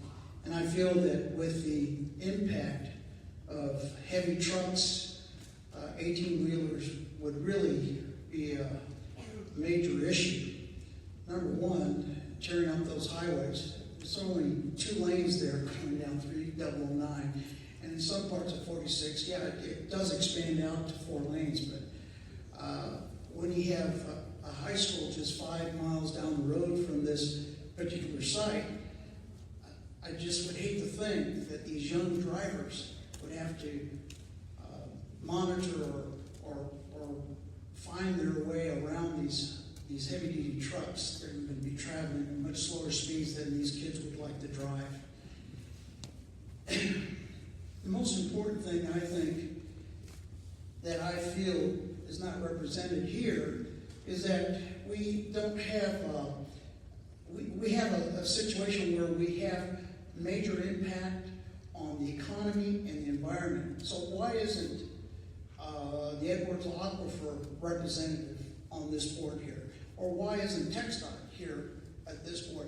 Because of the fact that you have correlative situations with air permits, but as you heard all these other people, they're talking about highway, TxDOT managing highway development along with Vulcan. Well, how come they're not here so we can ask them questions? Or also the Texas or the Edwards Aquifer representative. Because this might be an air permit meeting, but I think all these agencies should be represented so we can ask them questions along with the air permit situation. 1 minute. One thing I would like to ask is that if this doggone permit does go through and ruins that beautiful stretch of highway, is that we at least have some kind of oversight committee over these people that consist of residents, citizens, that have power and have a bite to enforce compliance upon this particular corporation. Thank you.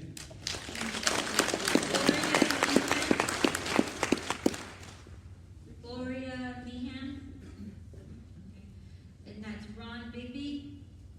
Ron will be followed by Justin Kelly, who will be followed by Holly Moore. Hello, my name is Ron Bigby. I am 200 feet from this quarry, downwind. I have a business, I have a ranch, I have a family, I have a home. I spent millions of dollars developing my property, and I will tell you what they have done to me already. I was negotiating the sale of my property before their signs went up.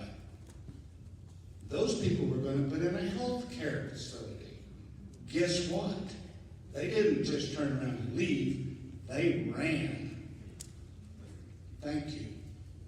And I have a question for you people. How is it that a corporation can close on a $25 million property and not know that they're not going to get a permit? How is that possible? How do you expect these people in this audience to have any faith in this process? I'm a business owner. I'm not going to buy a piece of property and pay $25 million if I have any doubt that I can get the very permit that I need to operate. How is that possible? It's rigged. You think? I'm telling you, this system is rigged. All I hear from you is what you can't do. All I hear from my elected officials is what they can't do. Well, let me tell you what's going to happen. I'm not worried about what you people are going to do or not do. You've already cost us all a lot of grief. You're going to cost us all a lot of loss.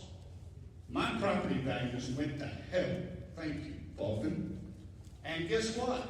My business opportunities, I'm losing 25% right now by my customers asking about them across the road from me. How is that going to be possible for me to stay in business? Well, I'll tell you who I'm looking to. I'm looking to replace the politicians that tell me they can't do anything. BS. The people in this room and the other 16,000 of us will vote your ass out of office. Thank you.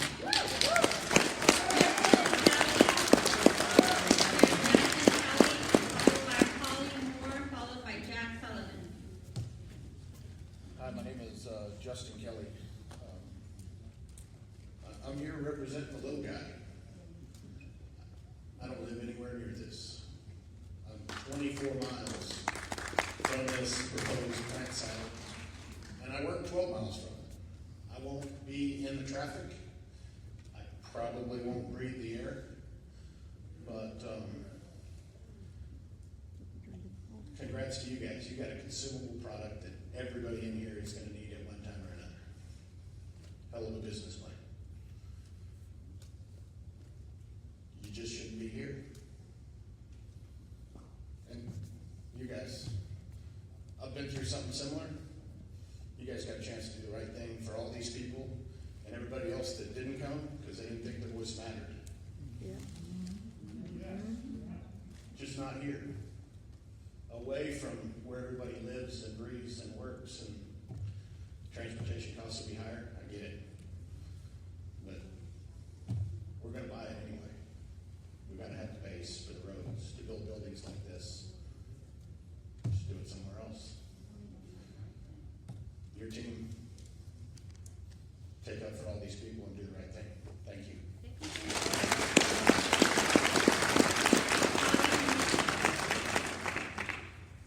My name is Holly Moore.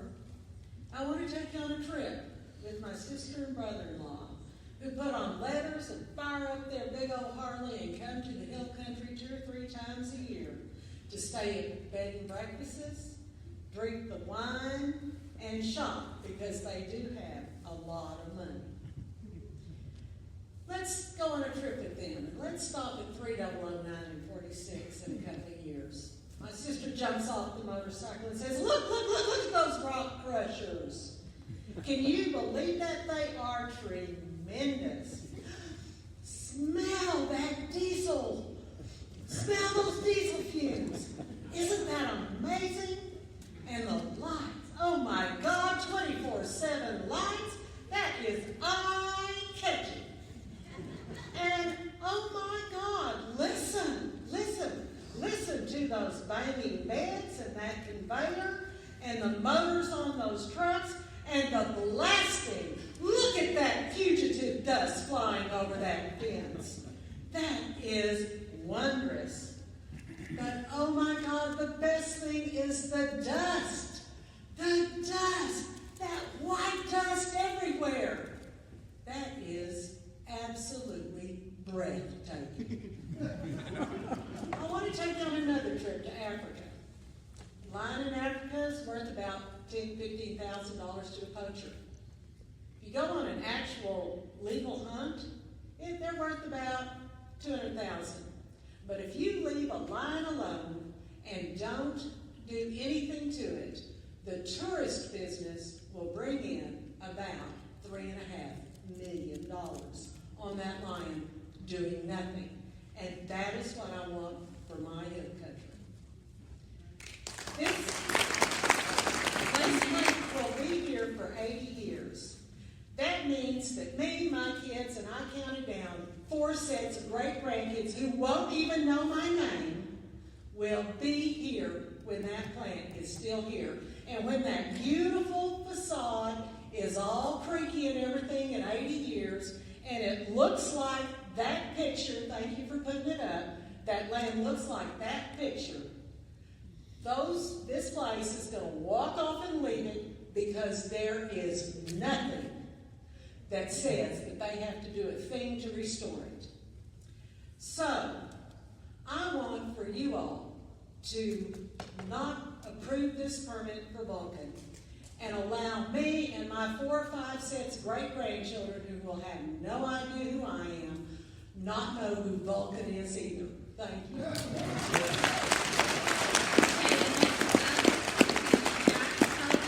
Followed by Stephen Petty, followed by Elias Scher, and Lynn May.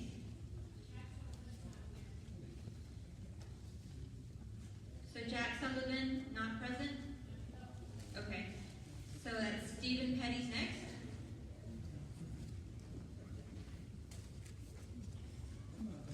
My name is Stephen Petty. I live in Copper Ridge. My fine neighbors have done a good job of trying to explain to you again why we have so many problems with you coming into our neighborhood. So I'm just sort of going to digress and say that I came to New Braunfels because I live in Dallas. I grew up there with the University of Texas, visited over here all the time, came to Oktoberfest, enjoyed this wonderful place. And one of the reasons why I think you don't understand exactly why we're having so much problems is you didn't have a monitor here. What you're trying to do is give us government acceptable air quality. If I wanted that, I would have moved to Dallas. That's a big step down from what we have right now in our air quality. It's beautiful, it's fine, it's pristine, it's the hill country.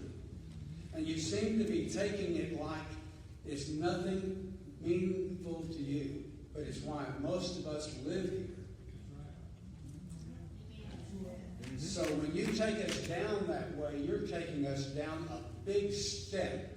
And if your job is to make sure that the citizens of Texas and the ones of my neighbors live in the air quality they deserve and they bought into, you can't take it down from where it is. One of the other things I haven't heard too much about is the dust from the trucks. When you follow a truck on the highway and it's full of rock, you're going to get small particles and dust and things coming off of it, and that dust is going to be coming back at you. But the first couple of miles, while that truck is getting up to highway speed, it runs off a lot of that inhalant kind of stuff that gives you all these problems that we've been talking about. And that stuff hangs around in our wind and comes around and scatters it to all of us. 1 minute. Thank you. The other thing is about half of Copper Ridge has not been built in yet because the Texas Veteran Land Board gives vets the right to buy land for 95% loan with very low rates for 30 years. So a lot of those lots have been bought by veterans. Veterans that have served in places that had Agent Orange, that had the Gulf War syndrome, had all kinds of other problems in Afghanistan that are giving them functional pulmonary abnormalities, that they are depending upon that piece of land to be their slice of heaven, just like we all did, to come here, retire, and live in good air quality, which you, at your best, is going to take down to your level. Thank you very much.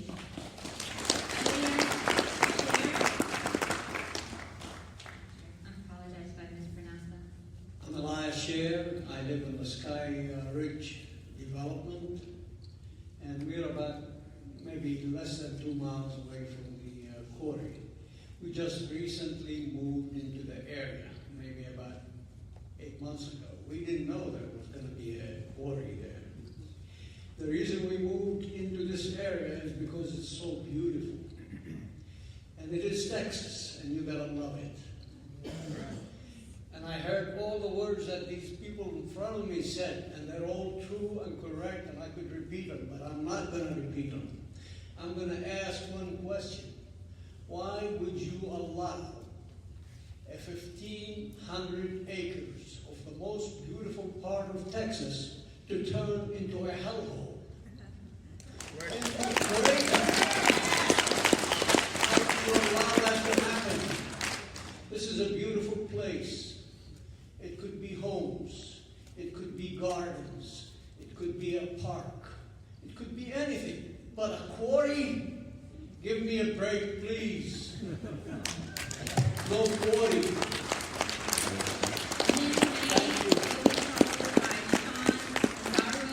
Followed by Larry Eway, then Connie Eway, and then Jerry Olson. So is Lynn Mays present?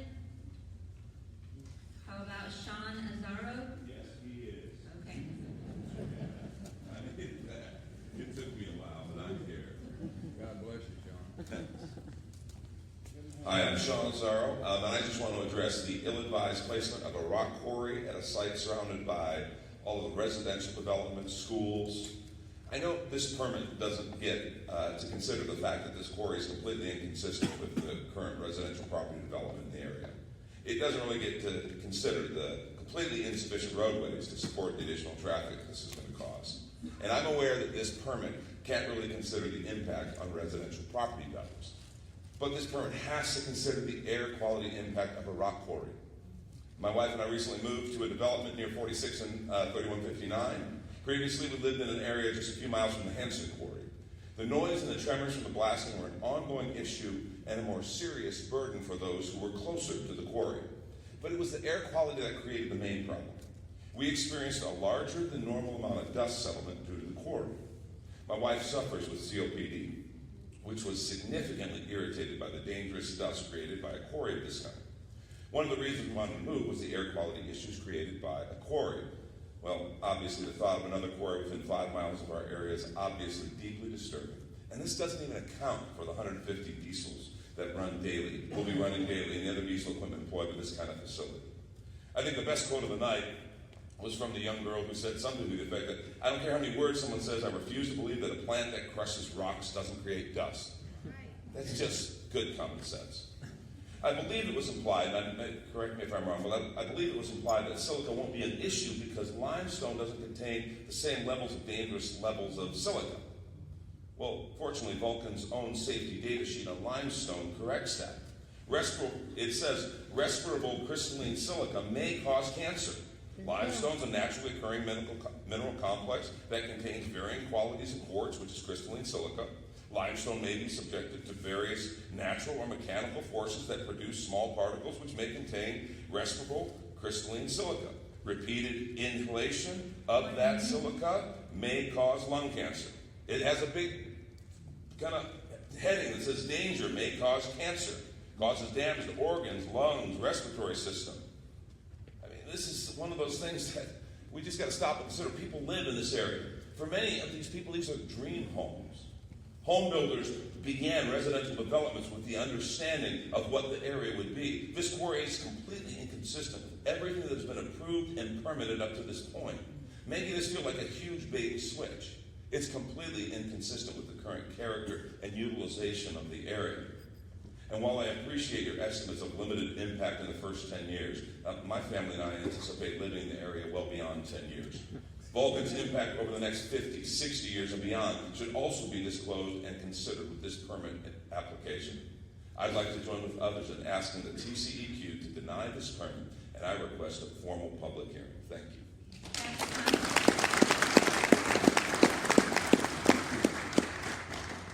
Is Larry Ewald present? Connie Ewald? Jerry Olson? Mike Olson?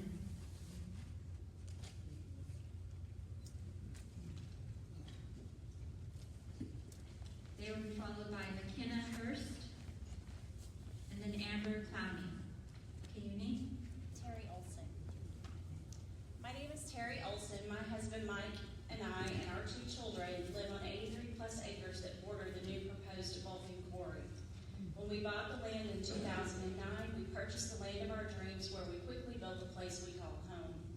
It was our ideal to raise our children in a place where we didn't have to worry about the pollution and commotion of city life. We were excited to live where we could freely allow our children outside to play. The Vulcan Quarry concerns us on many levels. First and foremost, we are concerned about our air and water quality, not to mention our property values, the changes that will occur to the land right beneath us, and the destruction of habitat of endangered species. I am sure there are other ramifications I won't become aware of until they happen. The air we breathe is vital to our health and the health of our livestock. Our children currently go to school very close. My son homeschools and will be less than 300 yards away from an area that the quarry will actually be mining. The proposed quarry will mean that they are exposed to particulate matter potentially 24/7. Evidence has shown that long-term exposure to particulate matter causes many severe health conditions, including but not limited to heart disease, congestive heart failure, COPD, and reproductive issues. Our children may never smoke a day in their life, and because of Vulcan materials, they can end up with COPD or other respiratory illnesses that significantly reduce the quality of their life. We're intimately familiar with this because my mother-in-law is currently on palliative care in our home for COPD. Currently, she doesn't even venture outside on days when the pollen is high, but when Vulcan goes in, she won't even be able to go outside at all. We will have dust problems inside our home that will affect her breathing and shorten her lifespan even further. Furthermore, we raise grass-fed Angus cattle, chickens, and an organic vegetable garden. Cattle can be prone to respiratory disease, and poor air quality will only serve to propagate those issues, increasing our costs and decreasing our production. In addition to the quality of the air we breathe is the quality and availability of the water that we rely on for ourselves and our livestock. We are gravely concerned that blasting near such a network of caverns and caves can increase the likelihood of our well caving in, not to mention that with so many caverns, the water runoff from Vulcan materials could contaminate our water supply. Our house is less than 300 yards from the quarry border fence. We have a cave that's about 30 yards from our house that we found after we built our home. I'm really concerned about what happens when you guys start blasting. While I would like to believe that Vulcan would be a responsible neighbor and do the right thing, there's evidence to the contrary. Many companies their size can afford the fines and consider them a cost of doing business, so much so that they consider it a budgetary line item. I'm sure Vulcan plans for this sort of thing, given their history. Our area doesn't have enough proper monitoring or controls to ensure Vulcan will follow through and meet the standards. TCEQ, please do your job.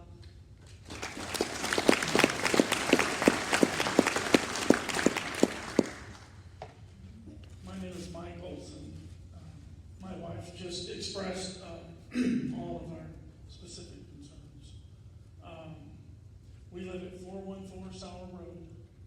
We have 83 acres, and we have the dubious honor, I guess you would say, of having over half a mile of common fence line with you guys down in the southwest corner of your property. I don't believe for a minute that you will do what you say. Our children are at risk. My daughter, 60 years old, she's driving the roads all over. She goes to Smithson Valley High School. I'm deathly afraid of her being out on the road anyway. 16-year-old driver. We're going to add all these trucks. All of my stepson will be driving in June. And I think that is a very, very dangerous situation. I ask that you guys do the right thing. Deny the permit, please. Your mission says that your goals are clean air, clean water, and safe management of waste. Have an idea how you can meet those goals. Deny the permit, please. Thank you.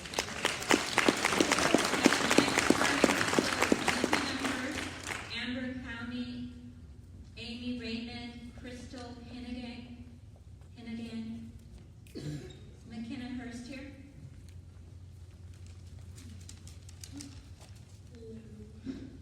I'm McKenna Hurst. I'm 14 years old. I live off of 46 near Smithson Valley High School. Whenever there's a problem, you should always try to address it, and that's why I wanted to speak today. So, as young as 14, even I see major problems with this quarry taking place, such as traffic, house prices depreciating, noise, health problems, and etc. My family moved from San Antonio to Alberta for privacy, peace, and of course the beautiful scenery. But after the quarry has been affirmed, that will all be taken away and defeats the purpose of even moving out here.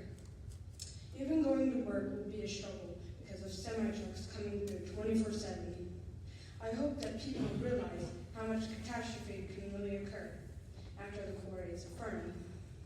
People of this community are fighting back and protesting against the quarry.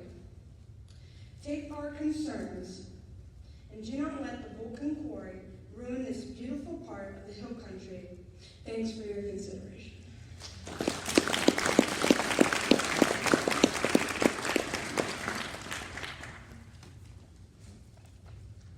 Hi, my name is Amber Connie.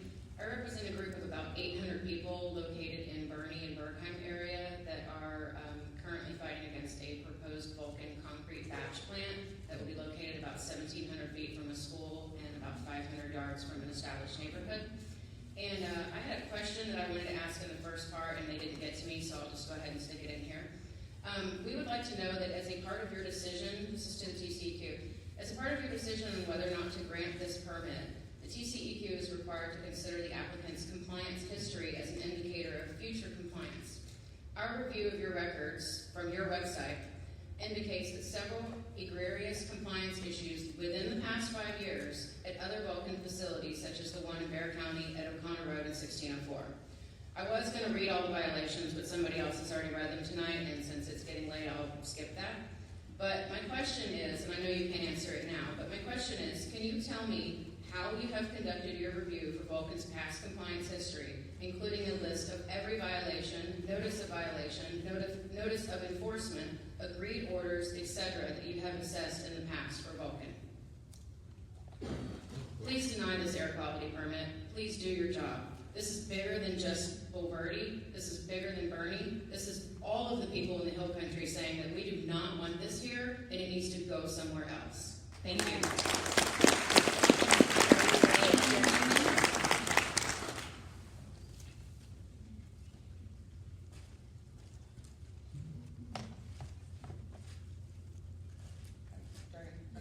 Start with your name. Crystal Hennigan. This is my son's lungs. This is what happens. This is what happens when you live on a fence line with Vulcan. When you can see the effects of TCEQ's lack of oversight and quiet endorsement of Vulcan's violations on a human body, and especially that in the body of a child, maybe it will finally shock you into understanding that there's a fundamental failure here in your core functionality. My son developed mucus plugs in his lungs and lesions, and he still has problems to this day, 3 years later. And actually, I'm supposed to now have surgery in my nose to remove a tumor in my nose on March 7th. So y'all are lucky today that you get to see my face like this instead of a huge scar down it. We had to clean up Portland cement in our community. TCEQ, you knew exactly what it was, or you suspected what it was, but it was Portland cement, and you had us clean it up anyway. Portland cement has hexavalent chromium in it. Hexavalent chromium is known to cause nasal cancer. I'm not the only one in my community now with a problem, and I cleaned it up. In the middle of this investigation, guess who started conducting their own internal environmental audit? Vulcan. Completely illegal, and you let it happen. I look here tonight at all these people adamantly opposed to this new quarry. No community should ever have to go through what I went through. And the same people that are going to be overseeing this quarry are the same people that I wanted questions from in Bear County. So how do we know that any of this is going to change? In fact, you just check the marks, or the check marks to make their application administratively complete. Yeah, it is.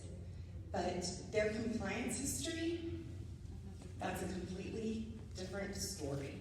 You have got to look through it, then come back to the table and start this process over again. Correct their compliance history score. It is not right. 0.04, that means excellent.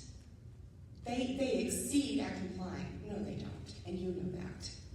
So correct it, and then come back to the table, and we can assess where we're all at. Thank you.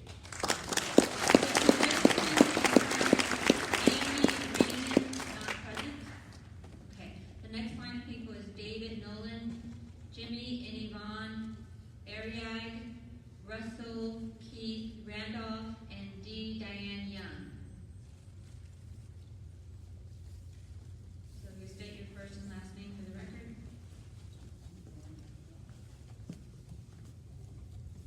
My name is David Nolan. My wife and I live less than a mile from the proposed Vulcan Quarry.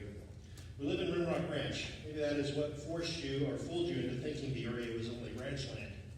I assure you it is not. We are a residential neighborhood. I implore you, the TCEQ, to stop the planned Vulcan Quarry in Colon County. Other than canceling the quarry permit, nothing exists that will eliminate the spread of the dust Vulcan Quarry will fill the air with from the plant, nor from the trucks hauling the quarry product. Vulcan Quarry will cost human lives. According to the latest National Institute of Health report on carcinogens, respirable crystalline silica is a known carcinogen. We all know this, and it has been eloquently stated before me tonight. One of the only ways to prevent this from worsening is to avoid sources of silica dust. This will be nearly impossible for families whose homes will be bordered by the Vulcan Quarry that will emit silica dust. Over 12,000 residents within 5 miles of the proposed quarry will be affected. Many families may not have the resources to move elsewhere. My family is one of them. Silica exposure limits adopted by Texas and other states are insufficient to protect children and other vulnerable populations for several reasons. None of the studies included children or vulnerable populations, although they faced unique risks. In setting their silica exposure values, Texas used epidemiological data from minor studies and applied a threefold adjustment factor as a margin of safety to account for human variability. The Texas silica exposure levels all disregarded potential vulnerability of children to air pollutants such as silica. Detailed air monitoring studies are critically needed to track the levels of airborne silica near quarry operations and along the routes driven by trucks transporting the material. There are no air quality monitoring stations near the proposed Vulcan site that test for airborne particulate matter. Residents exposed to dust spreading along the truck driving routes may also be exposed to silica dust in amounts that should cause concern. I'm a university professor. If the TCEQ was a student of mine, they would receive an F for the flawed research they have already accomplished. Please do your homework and re-accomplish this assignment. Stop the planned Vulcan Quarry in Colon County. Thank you.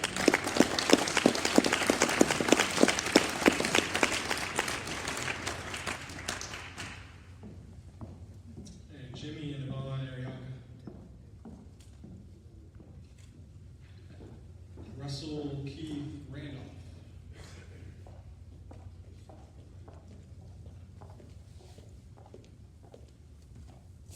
Good evening. My name is Russell Randolph. My wife and I are residents in Mountain Springs Ranch, about 3 miles from the proposed quarry site. I am a PhD pathologist. I received my degree, my training at Wake Forest University School of Medicine in North Carolina.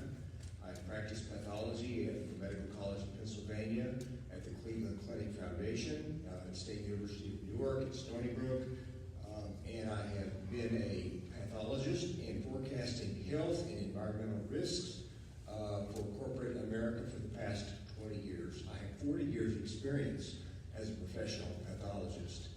I am trained in evaluating and identifying risks in the environment and in lifestyle and projecting and testing health impact. The National Library of Medicine has multiple dozens of publications conducted by respected researchers in institutions around the world, and including some very noteworthy ones here in the United States, which clearly establish the risks of exposure to the mineral particulate matter that originates from quarry mining. This includes calcium particulates, magnesium particulates, and silica. The gentlemen, you are incorrect when you say that silica is not present in quarry dust. The medical literature, and I can show you a stack of it, it is replete with evidence to the contrary. You've heard from my neighbors tonight in Kamal County the health risks, and they are correct. They are many, not including and restricted only to respiratory conditions, but disorders of immunity and carcinogenesis are also included in those risk factors for exposure. It would be one thing if the source of the exposure here, the quarry, were in an isolated region, but the proposed site here is in the middle of a residential area with many vulnerable individuals. Children, elderly, people through all parts of their life who've come here, and including my wife and myself, because of the quality of life, including the air quality. And so I appeal to you to pay attention to the evidence in the medical literature of the risks of exposure to dust from quarrying limestone. It's clear. Please deny the permit.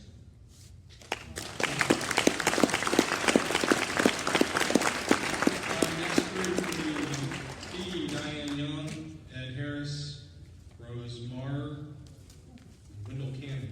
Have to make a great entrance here. All the neighbors have been talking to you about all the particulate matter, so I'm not going to touch on that at all.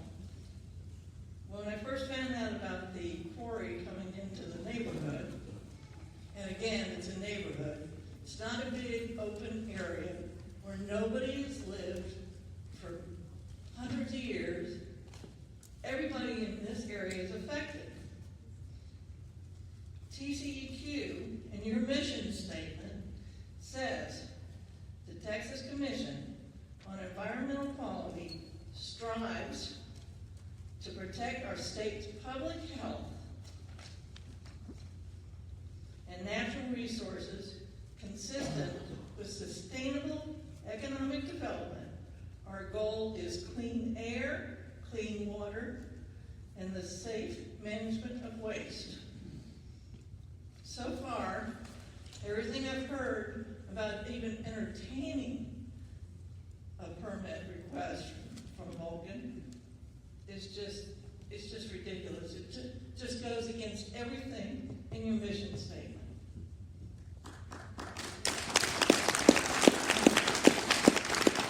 You're supposed to oversee the permitting activities. Your office says it also implements plans to protect and restore air quality in cooperation with local, regional, state, and federal stakeholders, tracks progress towards environmental goals, adopting plans as necessary. You said this is your job. You have to do your job. Do not even entertain this permit at all. This is a waste of our time. You should be doing your job. I don't think you have the backing that you need from the state, but by God, we're going to get it for you. Yeah, You can tell already from my breathing that I do have a problem. I have 60% capacity of my lungs at this time, not because I smoked. None of that. It's a gene deficiency. There's plenty of the people here that have other problems with their breathing. We were responsible. We looked for area, since we have these problems, that did have good, clean air. We did our homework. We also paid more for the property here, so we could have good, clean air. We paid more to have our homes built here, so we could have good, clean air. You cannot just drop that.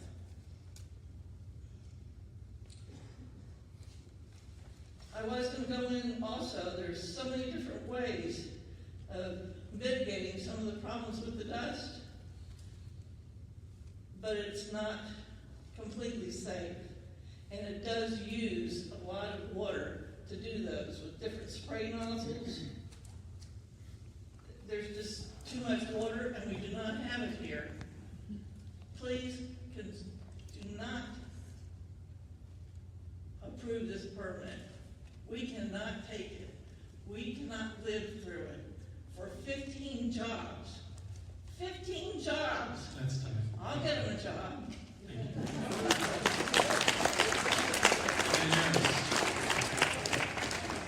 Ed Harris. Need my notes.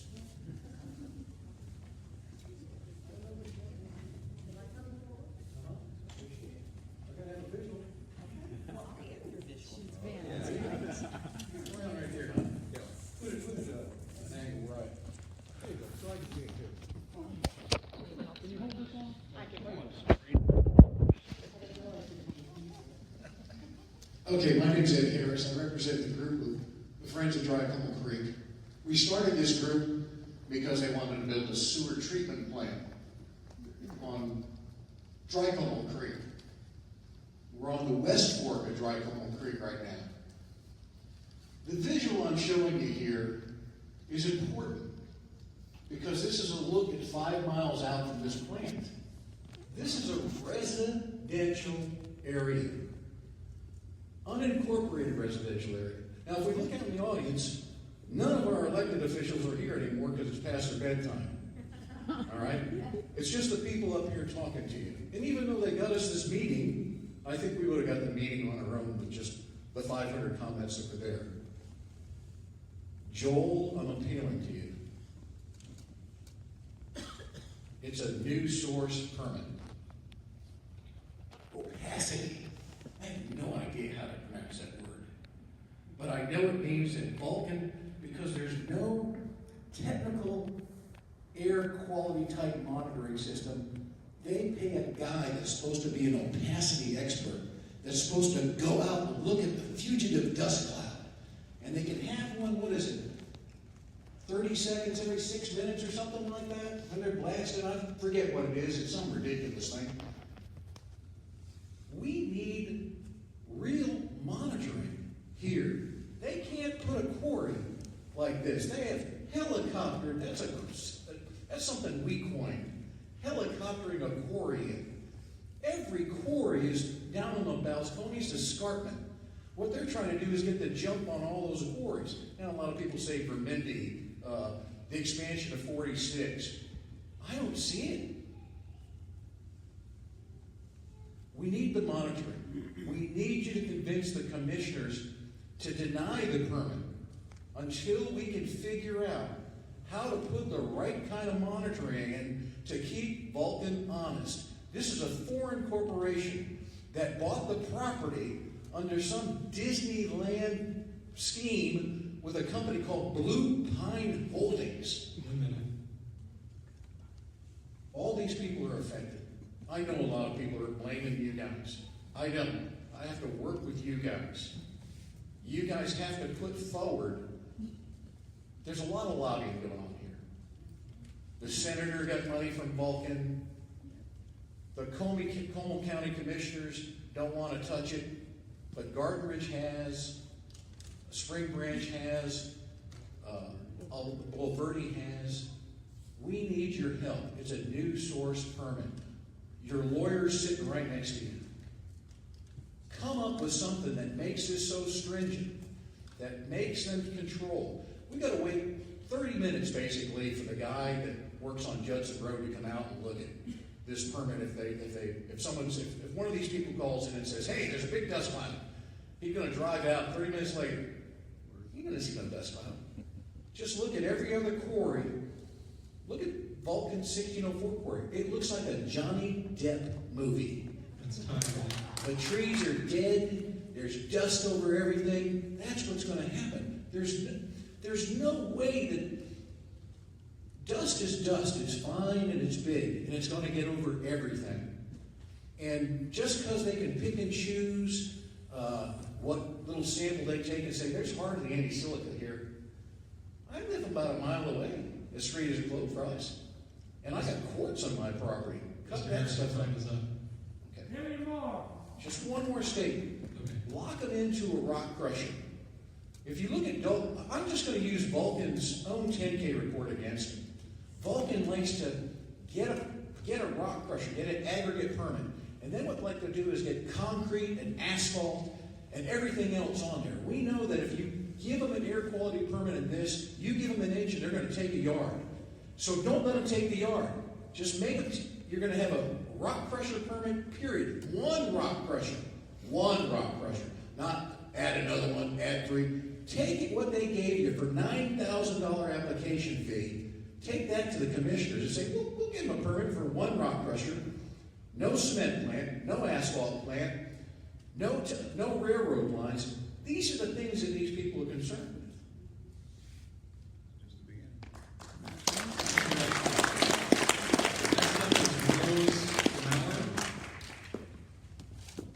Thank you. I'm Rose Mauer from the Spring Branch, Verde, but 46 in Smithson Valley Road area. Flash flooding, devastating floods, raw sewage breaks, unsustainable taxes for roads that have to be built. That's just the tip of the iceberg for what development does, besides scraping the hills off that we love so much.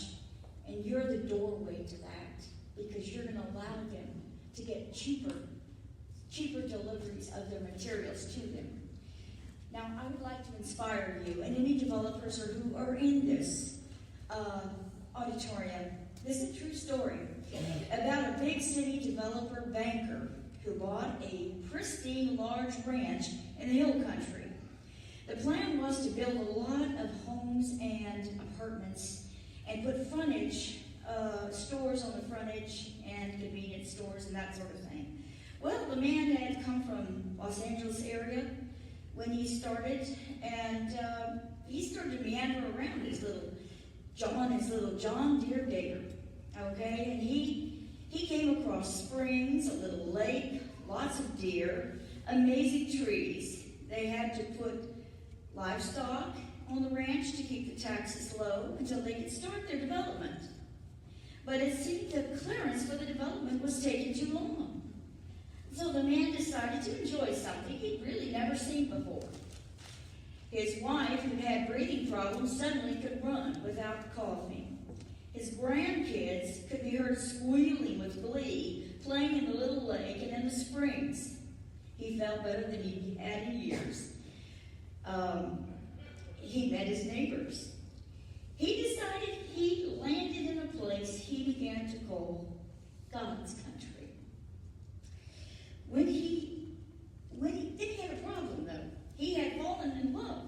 How could he make a profit without destroying the beauty?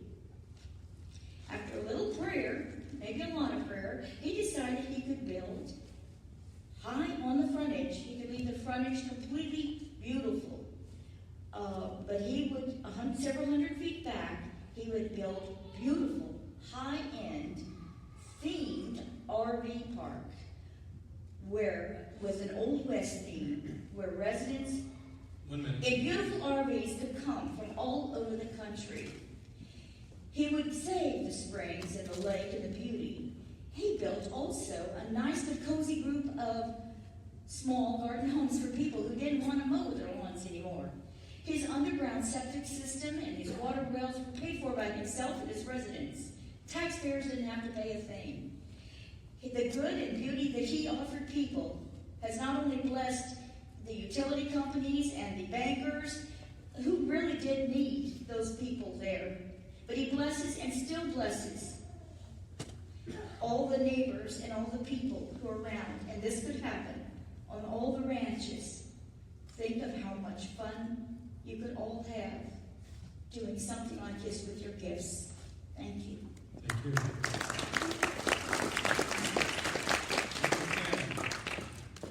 My name's Woodrow Cannon.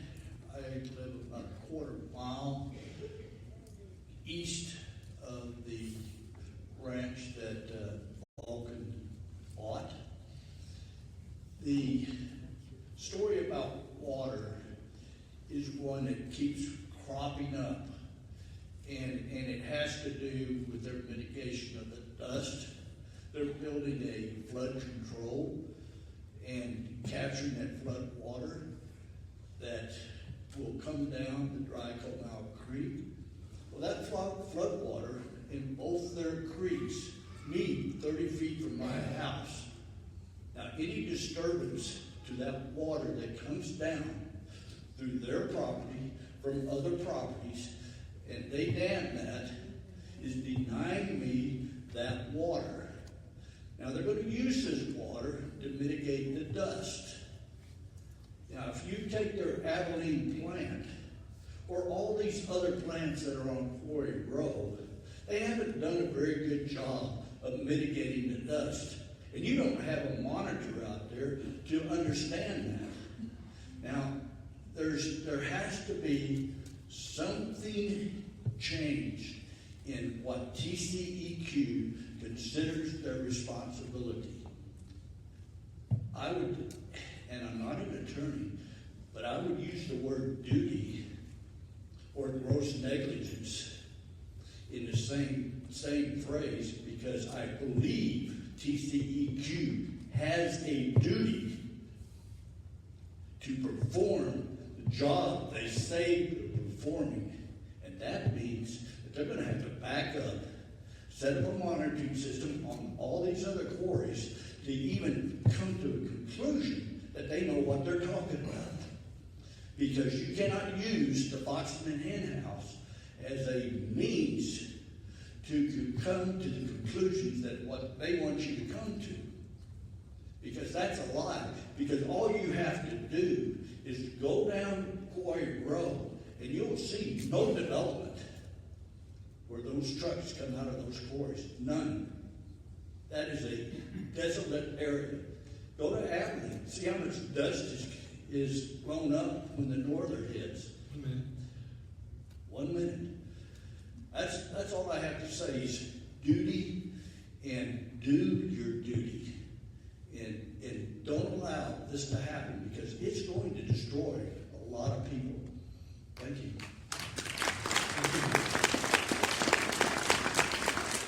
The next group will be David and Debbie Granado, Trudy Steigler, Grace Murphy, David Obi. David and Debbie Granado. Trudy Strygler. Trudy? She left, okay. Thank you. Grace Murphy? David Hoey? Okay, David's still here. After David, we'll have Fran Hutchins, Michael Moore, and Doug Harrison.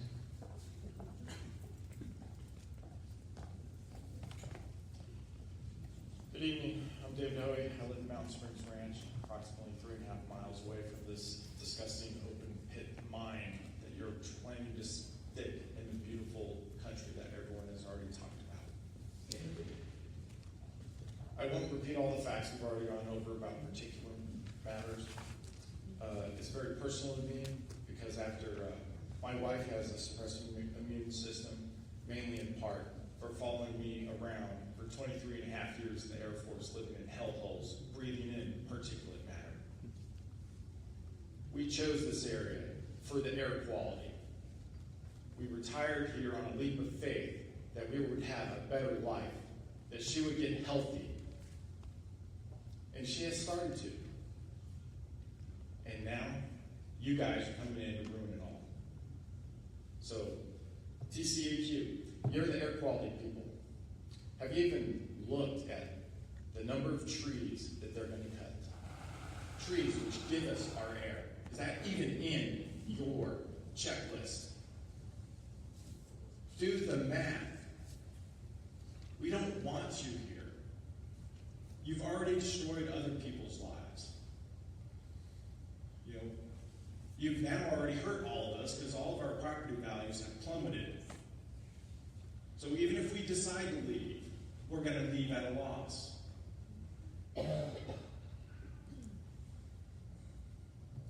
So please, do your job. Deny this permit.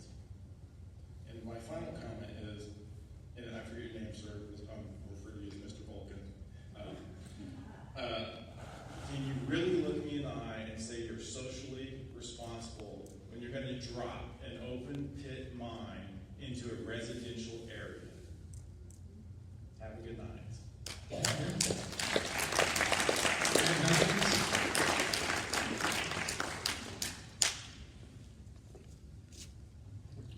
Thank you for your time. My name is Fran Hutchins. I'm director of Bat Conservation International's Bracken Cave. Bat Conservation International is concerned with the location of this proposed quarry because of its proximity to Bracken Cave. Bracken Cave is the home to the world's largest colony of bats. This important maternity roost of over 15 million female and baby Mexican free-tailed bats is important to the area farmers and residents because of all the hundreds of tons of insects they eat every night throughout from March to November. The continued loss of habitat and the light pollution, which will negatively impact the foraging behavior of these bats and 6 other species of bats in this area. This quarry will negatively impact the caves, karst features that are an important part of the aquifer recharge zone. So Bat Conservation International asks the TCEQ not grant this permit. Thank you.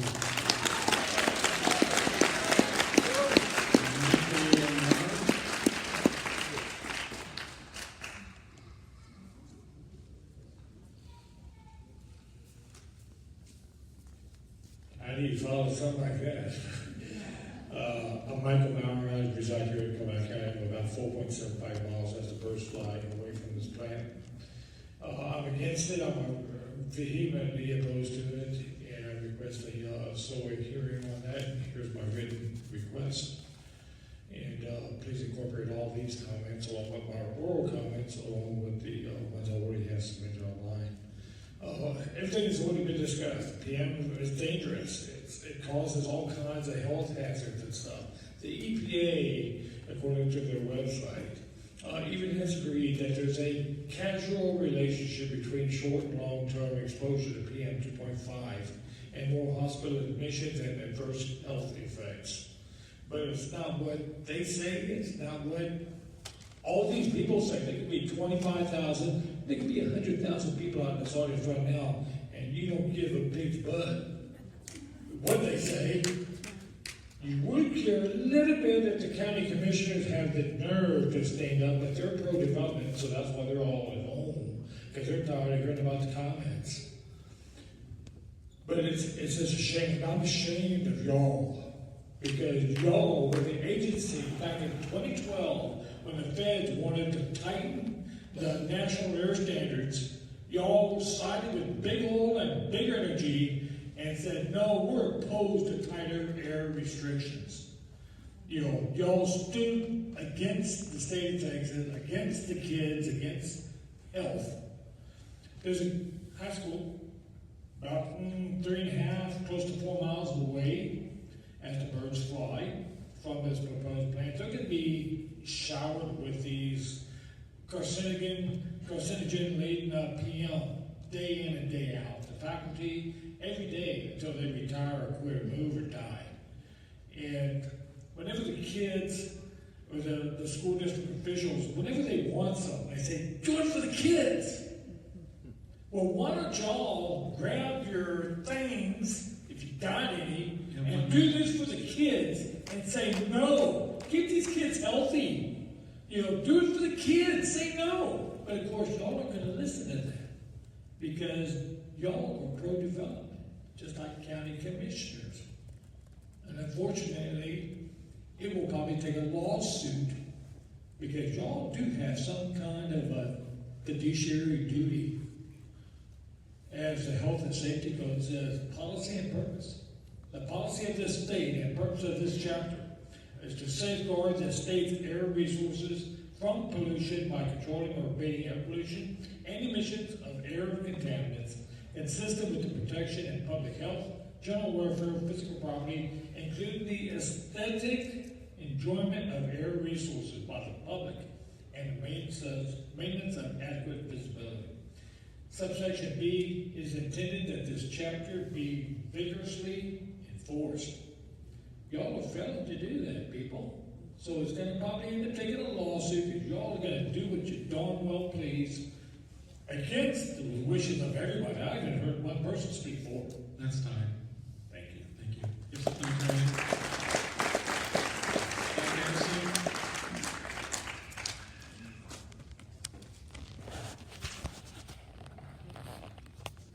Good evening, or it's almost tomorrow morning.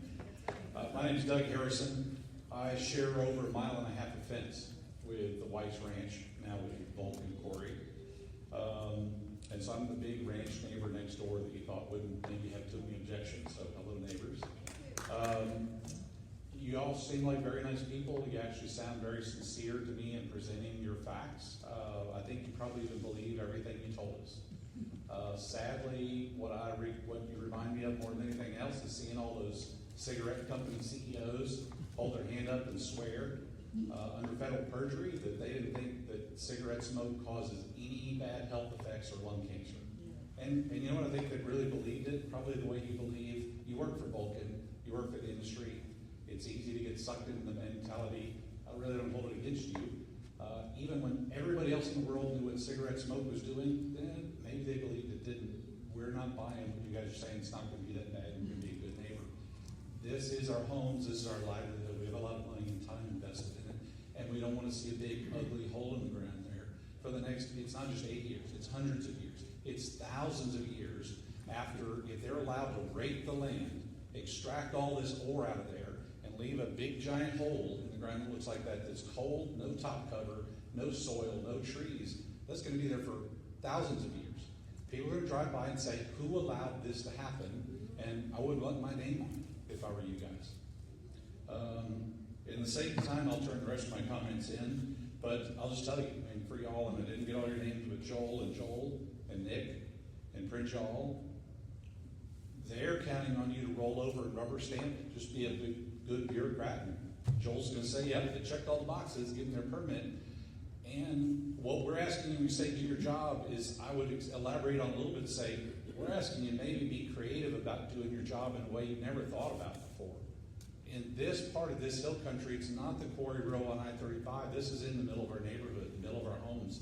We need you to find a way to do something above and beyond what you normally do in your job, and find a way to say no to allowing this part of the hill country to be turned into a big, ugly, flat parking lot looking thing like they showed in their picture.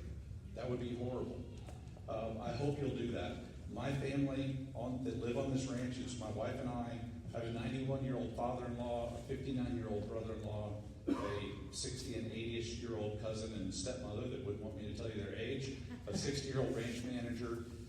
Asthma, lung cancer, respiratory diseases, all the things you've heard are very real threats to all of us. With the undeniable byproducts of all the carcinogens, the PM20, PM2.5, PM10 that everybody's talked about, that you're going to pump over the fence right at my family. I don't want being pumped over the fence at my family. And I hope you guys will find a way to say no to that.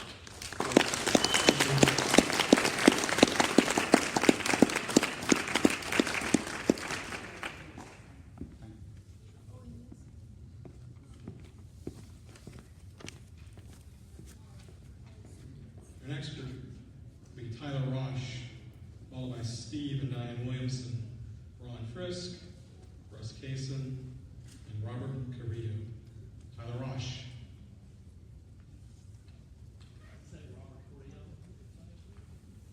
I did eventually. Robert will be fifth in this group.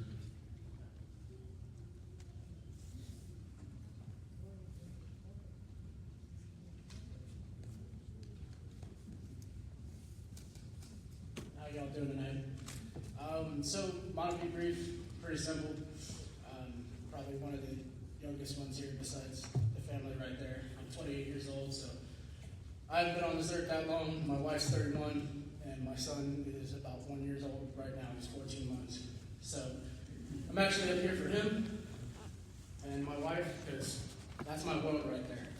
And anybody that messes with my world, that's a problem with me.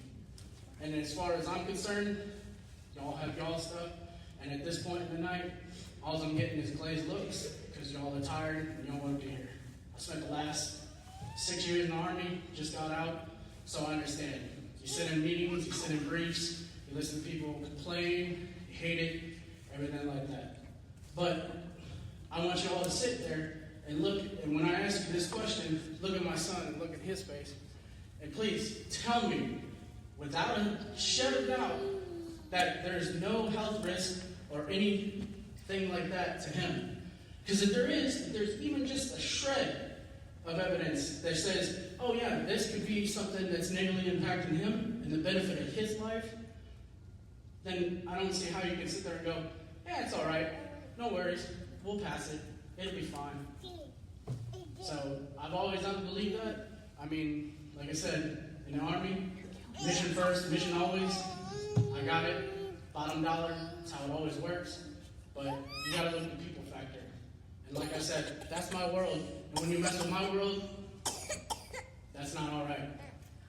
So that's all I've got. Simple, easy. Appreciate your time.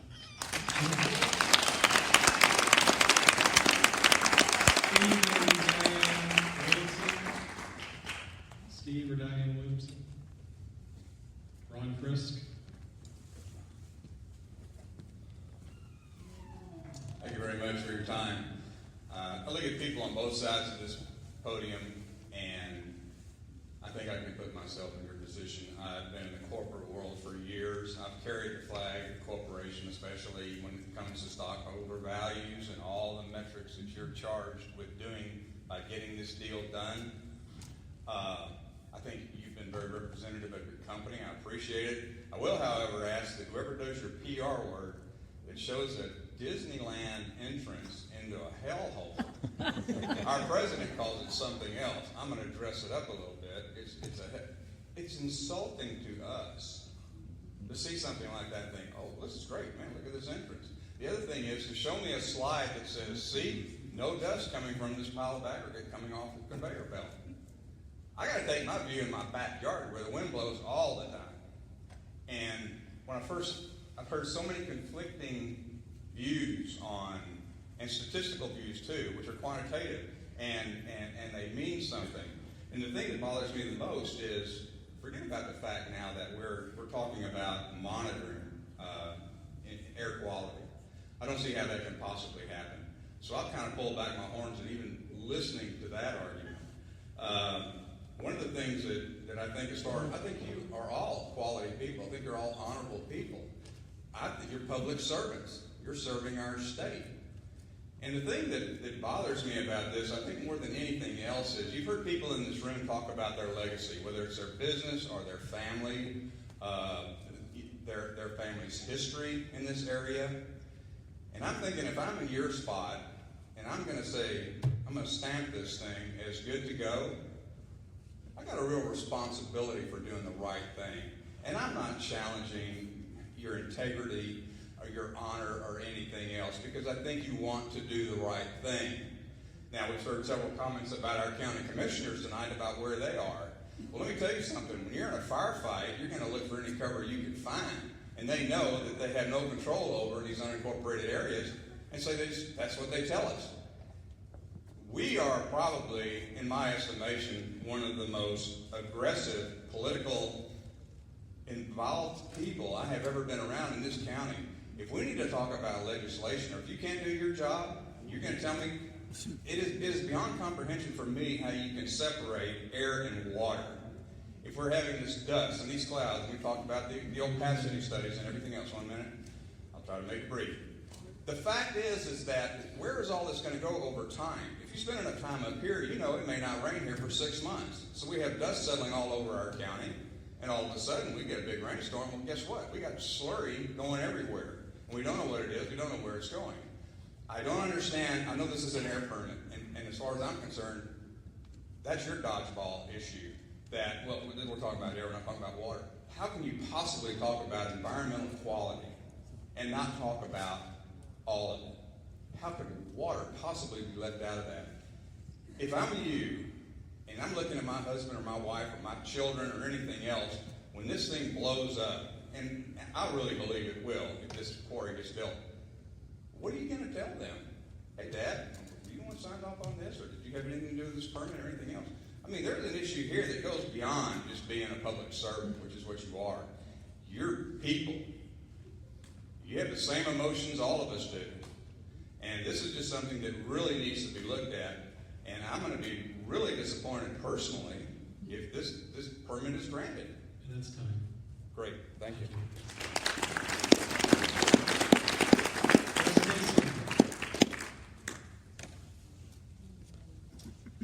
Hello, my name's Russ Cason. I live at 3009 and 1863, so I will be affected by the quarry if it's built. I want to thank everybody who came up there, the TCEQ, also Vulcan. For those of you that have to make this decision, you have your professional reputation and licensure if you have that online. Going all the way from the site assessment through operations, the information you give the TCEQ, and the risk models that you use to determine whether or not us out here beyond the fence are safe. I'd like to thank the other Russell, Dr. Russell, forgot his last name, about bringing up a risk. Vulcan, I have no doubt that you will take care of your employees in terms of the risk to your employees on the site. You're governed by OSHA standards. You have personal protective equipment that you will be required for your people. On this side of the fence, we don't have that. The risk to us, risk is the chemical, its concentration, its toxicity, its frequency of exposure, and the duration of exposure. And so that's, for you guys, that's 8, 12 hours a day. For residential folks like us, what's the exposure frequency duration? TCEQ. 30 years. So that's how, we have 30 years to accumulate that stuff. We've got this place open for 80 years. It's 2 generations and a little bit of change. So, are the risk models that you have done, are they correct? I'm not going to beat the horse on silicosis. Y'all understand that and have talked about that. There's another thing to consider in the Cretaceous. We have the Atlanta uplift, which is a granitic body, if you will. Have you done an assay of your limestone quarry to look for naturally occurring radionuclides? Because they exist. They exist in some of the aquifers that shed from the Llano uplift. They're at naturally occurring levels. Okay. Ingestion by drinking is one thing, inhalation is another. So you're going to powder silica. You have the potential to powder radionuclides, radioactive potassium, as well as uraniums and other elements. So take a look at that. That's something you consider in the risk model. I don't know if that was modeled in your dispersion. The other thing is that you're generating a byproduct. You own the minerals. It's floating onto my property. You're storing your property, your byproduct on my property. It doesn't go anywhere. Unlike vapors, which disperse, you inhale this, settles, and becomes part of my property. It increases my exposure frequency to maybe the same levels as your workers over time. It doesn't go away on my flat ground. That's time. Thank you. Thank you. Robert Correa. I'm going to speak for him, if that's okay. Robert Correa. Can I speak for him? Okay, come on. Okay, that's fine. Just state your name and then state that you're speaking speaking for Rum Creo. One of the concerns that I have that has not been brought up in this issue is because I live right across the street from this place. I know because I was on that property when 6 wells were dug to the depth of 1,100 feet. Why were they dug? Two different developers looked at that property to purchase it to build homes. They both turned it down. Why? They didn't have the water. You told us that you use less water than a regional developer would use if they put homes on there. Well, that's easy to say. There's not enough water for them to do that. They turned it down, not once but twice. The other concern I haven't seen anybody address, what are you going to do about the caves on that property? What do you do when you find the cave? Do you just push it full of rubble and let it go? You blast it so nobody can know it's there? I will tell you, the foreman that used to work that ranch, he and I were good buds. I drove that land with him. There's caves on your property, bud. What are you going to do with them? I know you don't answer it here, but you need to ask them that. Somebody from your group needs to ask Vulcan, what are they going to do when they drill into a cave? What are they going to do when they blow one up? What are they going to do when they open one up to an aquifer that's just right below there? How are you going to stop that? How do you mitigate that? And I'm not if, friends, they're there. How would you know they were there? How about request a seismic survey? Would that be really mind-boggling? It would take probably 30 days. The equipment that the oil field uses every day could do that. Ask them to do that before you say, sure, you can go do this. We don't have to do it this way, folks. You need to help us, protect us from this. Thank you for your time. Next group, Cheryl Gilpin, Michael Smith, Grant Bean, Deborah McSween. Cheryl Gilpin.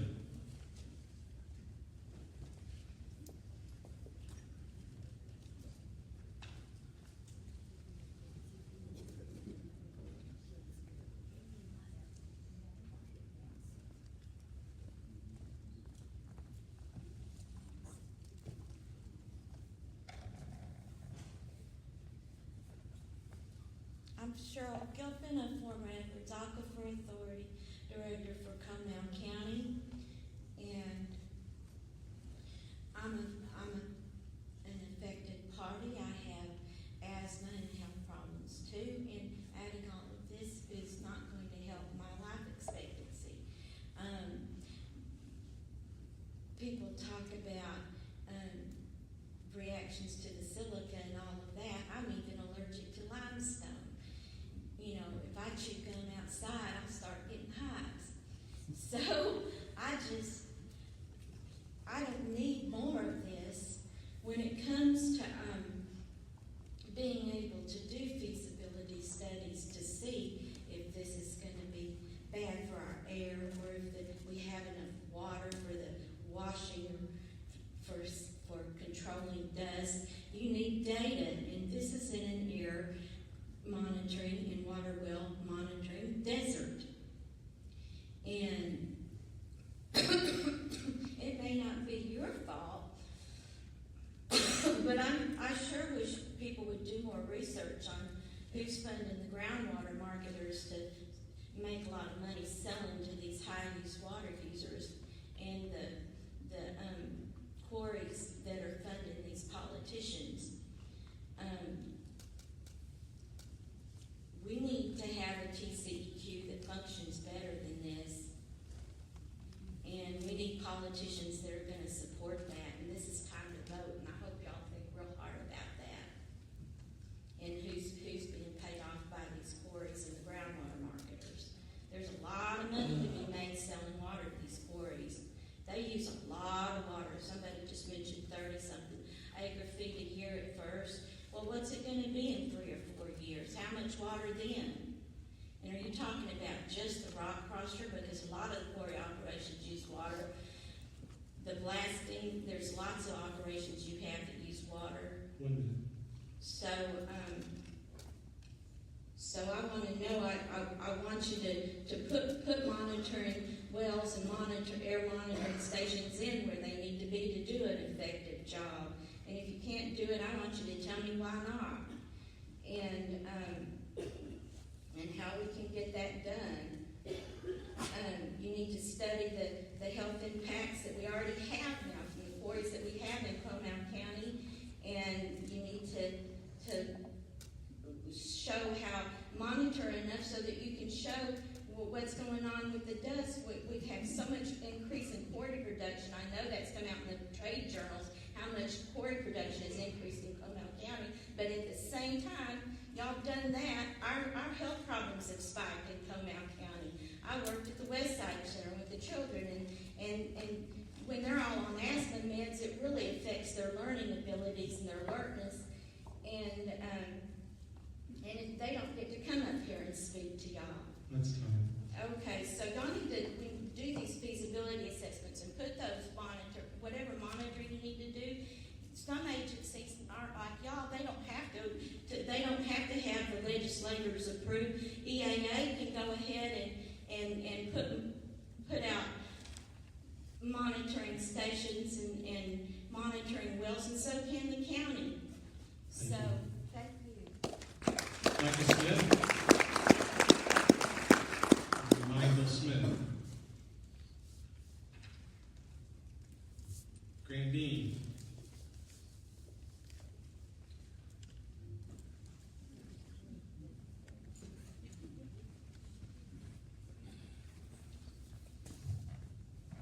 My name is Grant Dean. I'm from Marble Falls, Texas, and I'm here representing our coalition, the Texas Environmental Protection Coalition. We have started, which is relatively new. At one point in time, it was the Highland Lakes Clean Air. We were surprised and jumped upon by another entity, another big aggregate company, Asphalt 8, and this happened in about August. We got a lot luckier. Y'all had a huge group here earlier. And, you know, I'm here to just try to tell y'all, we've got our own nonprofit coalition. I pull this out because I want to talk to the people here. Because y'all fill this room up, and that's what it's going to take. Because this is our third meeting to go to, but it's not our last one. And what I'm seeing in every one of them, and what we see in each and every one of them, is that it's small groups that are fighting the same monster. Every time they get together, I hear the same complaints, the same sympathies. Everything that y'all are saying, I hear it every one of them. We've got the issues with our health. We've got dust in our backyards. We've got explosions going on. Everything you're saying, the transportation, TxDOT needs to get involved. Everything is exactly said. I can guarantee you they could almost record one of these meetings and they would all be playing. Just play it over again for everybody instead of taking our time. Because what's going to happen is that, you know, they'll go back, they'll say they respond to you, they don't. I mean, you know, you get a general response as far as what's happening from this comment period. Ours was a bit different. Ours is a standard permit. Y'all got lucky in that respect because you do have the possibility to have a contested hearing. Under the standard permit, it's basically you turn in a few-page check box, check all the boxes, and a $900 check. 5 days later, you get an authorization letter to proceed. 30 days later, you have a permit. 31 days later, you can be blasted and taken away everybody's rights and freedoms. I am a general contractor. I use products every day, but I'm also a believer in good stewardship. 1 minute. So I'm asking all y'all to go to our website. It's the Texas Environmental Protection Coalition. And what we need, and we're asking people to do, we need groups like this to gather up. We need our group in Marble Falls, and we do have action going against the city and the Baylor Scott and White. The one they're trying to put in up there is less than a mile directly upwind from our new Scott and White Hospital. And the guy, the engineer said, "Oh, you know, I've noticed something on there when I looked on Google Earth." I mean, it's a brand new hospital complex, and he noticed something. So what I'm saying, there's got to be changes made, and that's the direction we're taking, is that we have to get in a political mode to where we make changes on the main level, that the permitting process has got to change, and we are going to have to be the ones to do that. We have the folks from Florence, Vulcan, not Vulcan. We have a Vulcan plant right there in Marble Falls. And just the other day, and I can tell you, you go down there in the summertime, they talk about watering, whatever. You can't not water when it's 110 degrees, 100 days in a row. There's not enough water in Texas to keep the dust from flowing out of your plant, no matter what you say. And it was like a snow all summer long. In their plant, we've got a huge up north, they just our north, our south. They have surrounded us almost. And we're going to stop this, and we're going to make changes. So y'all go to our website, please. Thank you. Deborah McSweeney. Deborah McSweeney.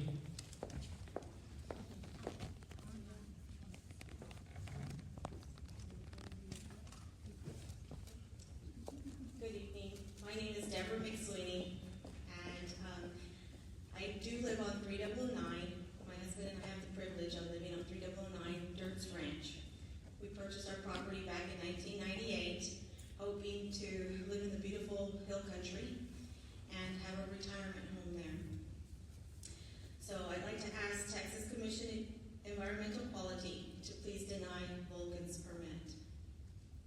In the 20 years that we have lived on 3009 and traveled back and forth on 46 and up 3009 towards Garden Ridge, we have personally seen many auto accidents, and we've even witnessed memorial death sites of loved ones on this 2-lane curvy highway. High traffic, we see it every summer. People are going to Wildlife Ranch, the Natural Bridge Caverns, the Bat Cave. Every summer, every spring break, every holidays, we see families coming through to Canyon Lake to enjoy the resort. Commercial trucks are very dangerous. I witnessed personally 3 auto accidents just this week on FM 3009. This is a residential area, not a commercial area. I'm worried about Vulcan's dust. I'm worried about Vulcan's noise, the blasting quarry. I'm worried about the Edwards Aquifer, about the Glen Rose water, the Trinity water. Yes, we personally have a water well, Glen Rose. So we drilled our own water well, spend thousands of dollars. We don't want another Flint, Michigan disaster. Vulcan cannot contain the dust, just like smokers can't contain their smoke in a smoking area. So I ask you, why do we want to destroy a beautiful God-given earth with a rock quarry? What's in it? Texas Commission Environmental Quality. What's in it? Permit fees? Is that what you gain? Vulcan, what do you gain? Millions of dollars? Neighbors, we want a beautiful country living. We love our sunsets. We love our sunrise. Many are fighting battles around the world. Our battle right now is FM 3009 Vulcan.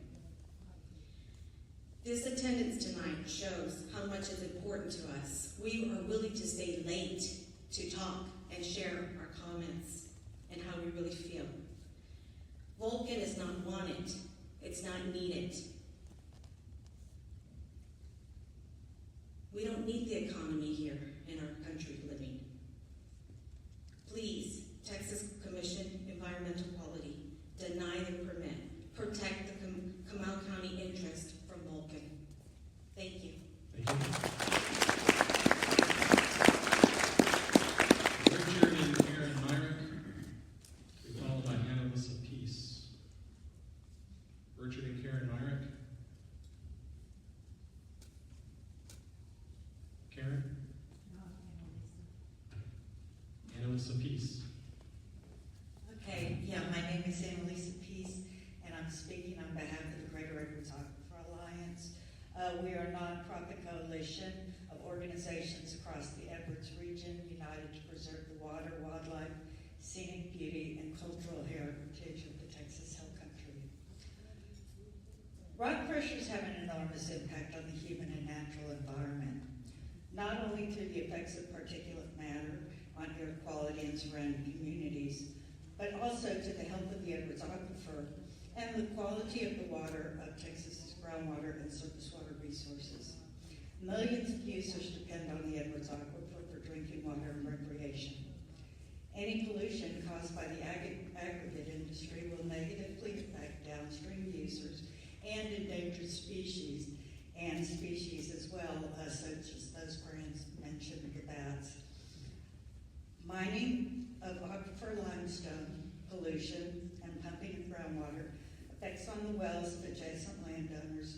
These are all issues that go largely unaddressed under this current regulatory regime. I will not go further into negative impacts of this project on the Edwards and Trinity aquifers because those considerations have no bearing on this permitting process. A water pollution abatement plan was mentioned, but that's largely irrelevant as that plan would only be submitted after this permit has been approved. I have come to so many of these hearings over the last 15 years. GIA has been fighting with Vulcan and other quarries since 2004. All during that time, we have continuously recommended to the state we need a process similar to the NEPA process, requiring quarries to assess all environmental impacts. Quarries should be required to conduct traffic impact studies. They should be required to pay for road upgrades to accommodate their operations. These processes should examine the issue of water usage in quarrying operations, and they should clearly state how deep they're going to mine on the Edwards Recharge Zone because it does impact our water. We particularly request that TCEQ examine and address cumulative effects of adding this permit to other permitted aggregate operations located in proximity to the site of this proposed permit. In our opinion, the cumulative impacts of those who reside in this area provide an adequate reason for denial of this permit. Several years ago, we came to you at a similar meeting like this with hundreds of people to oppose the Vulcan Quarry in Comal County. If you looked in the parking lot of that hearing, every single car was covered with dust, and you still approved that permit. These folks deserve better.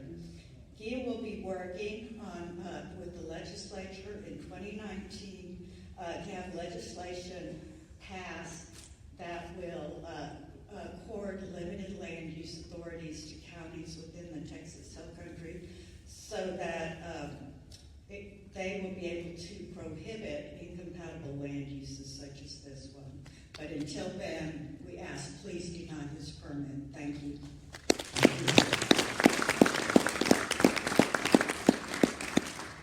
Ms. Peace was the last person who had signed up indicating they wanted to provide comments at tonight's public meeting.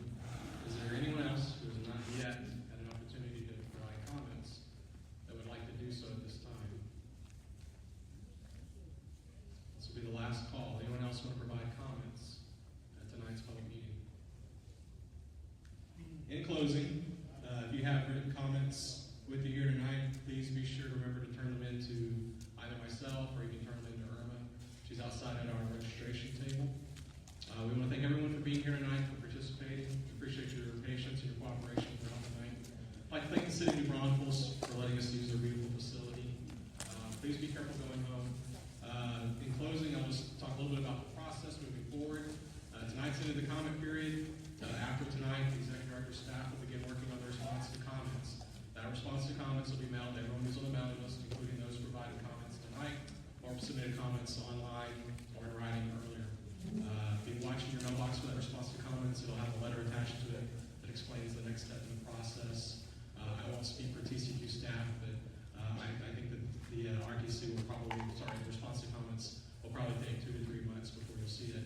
If you have any questions about the status of the permit, feel free to give us a call. We'll be happy to let you know what's going on. Thanks again for being here tonight. Thank you.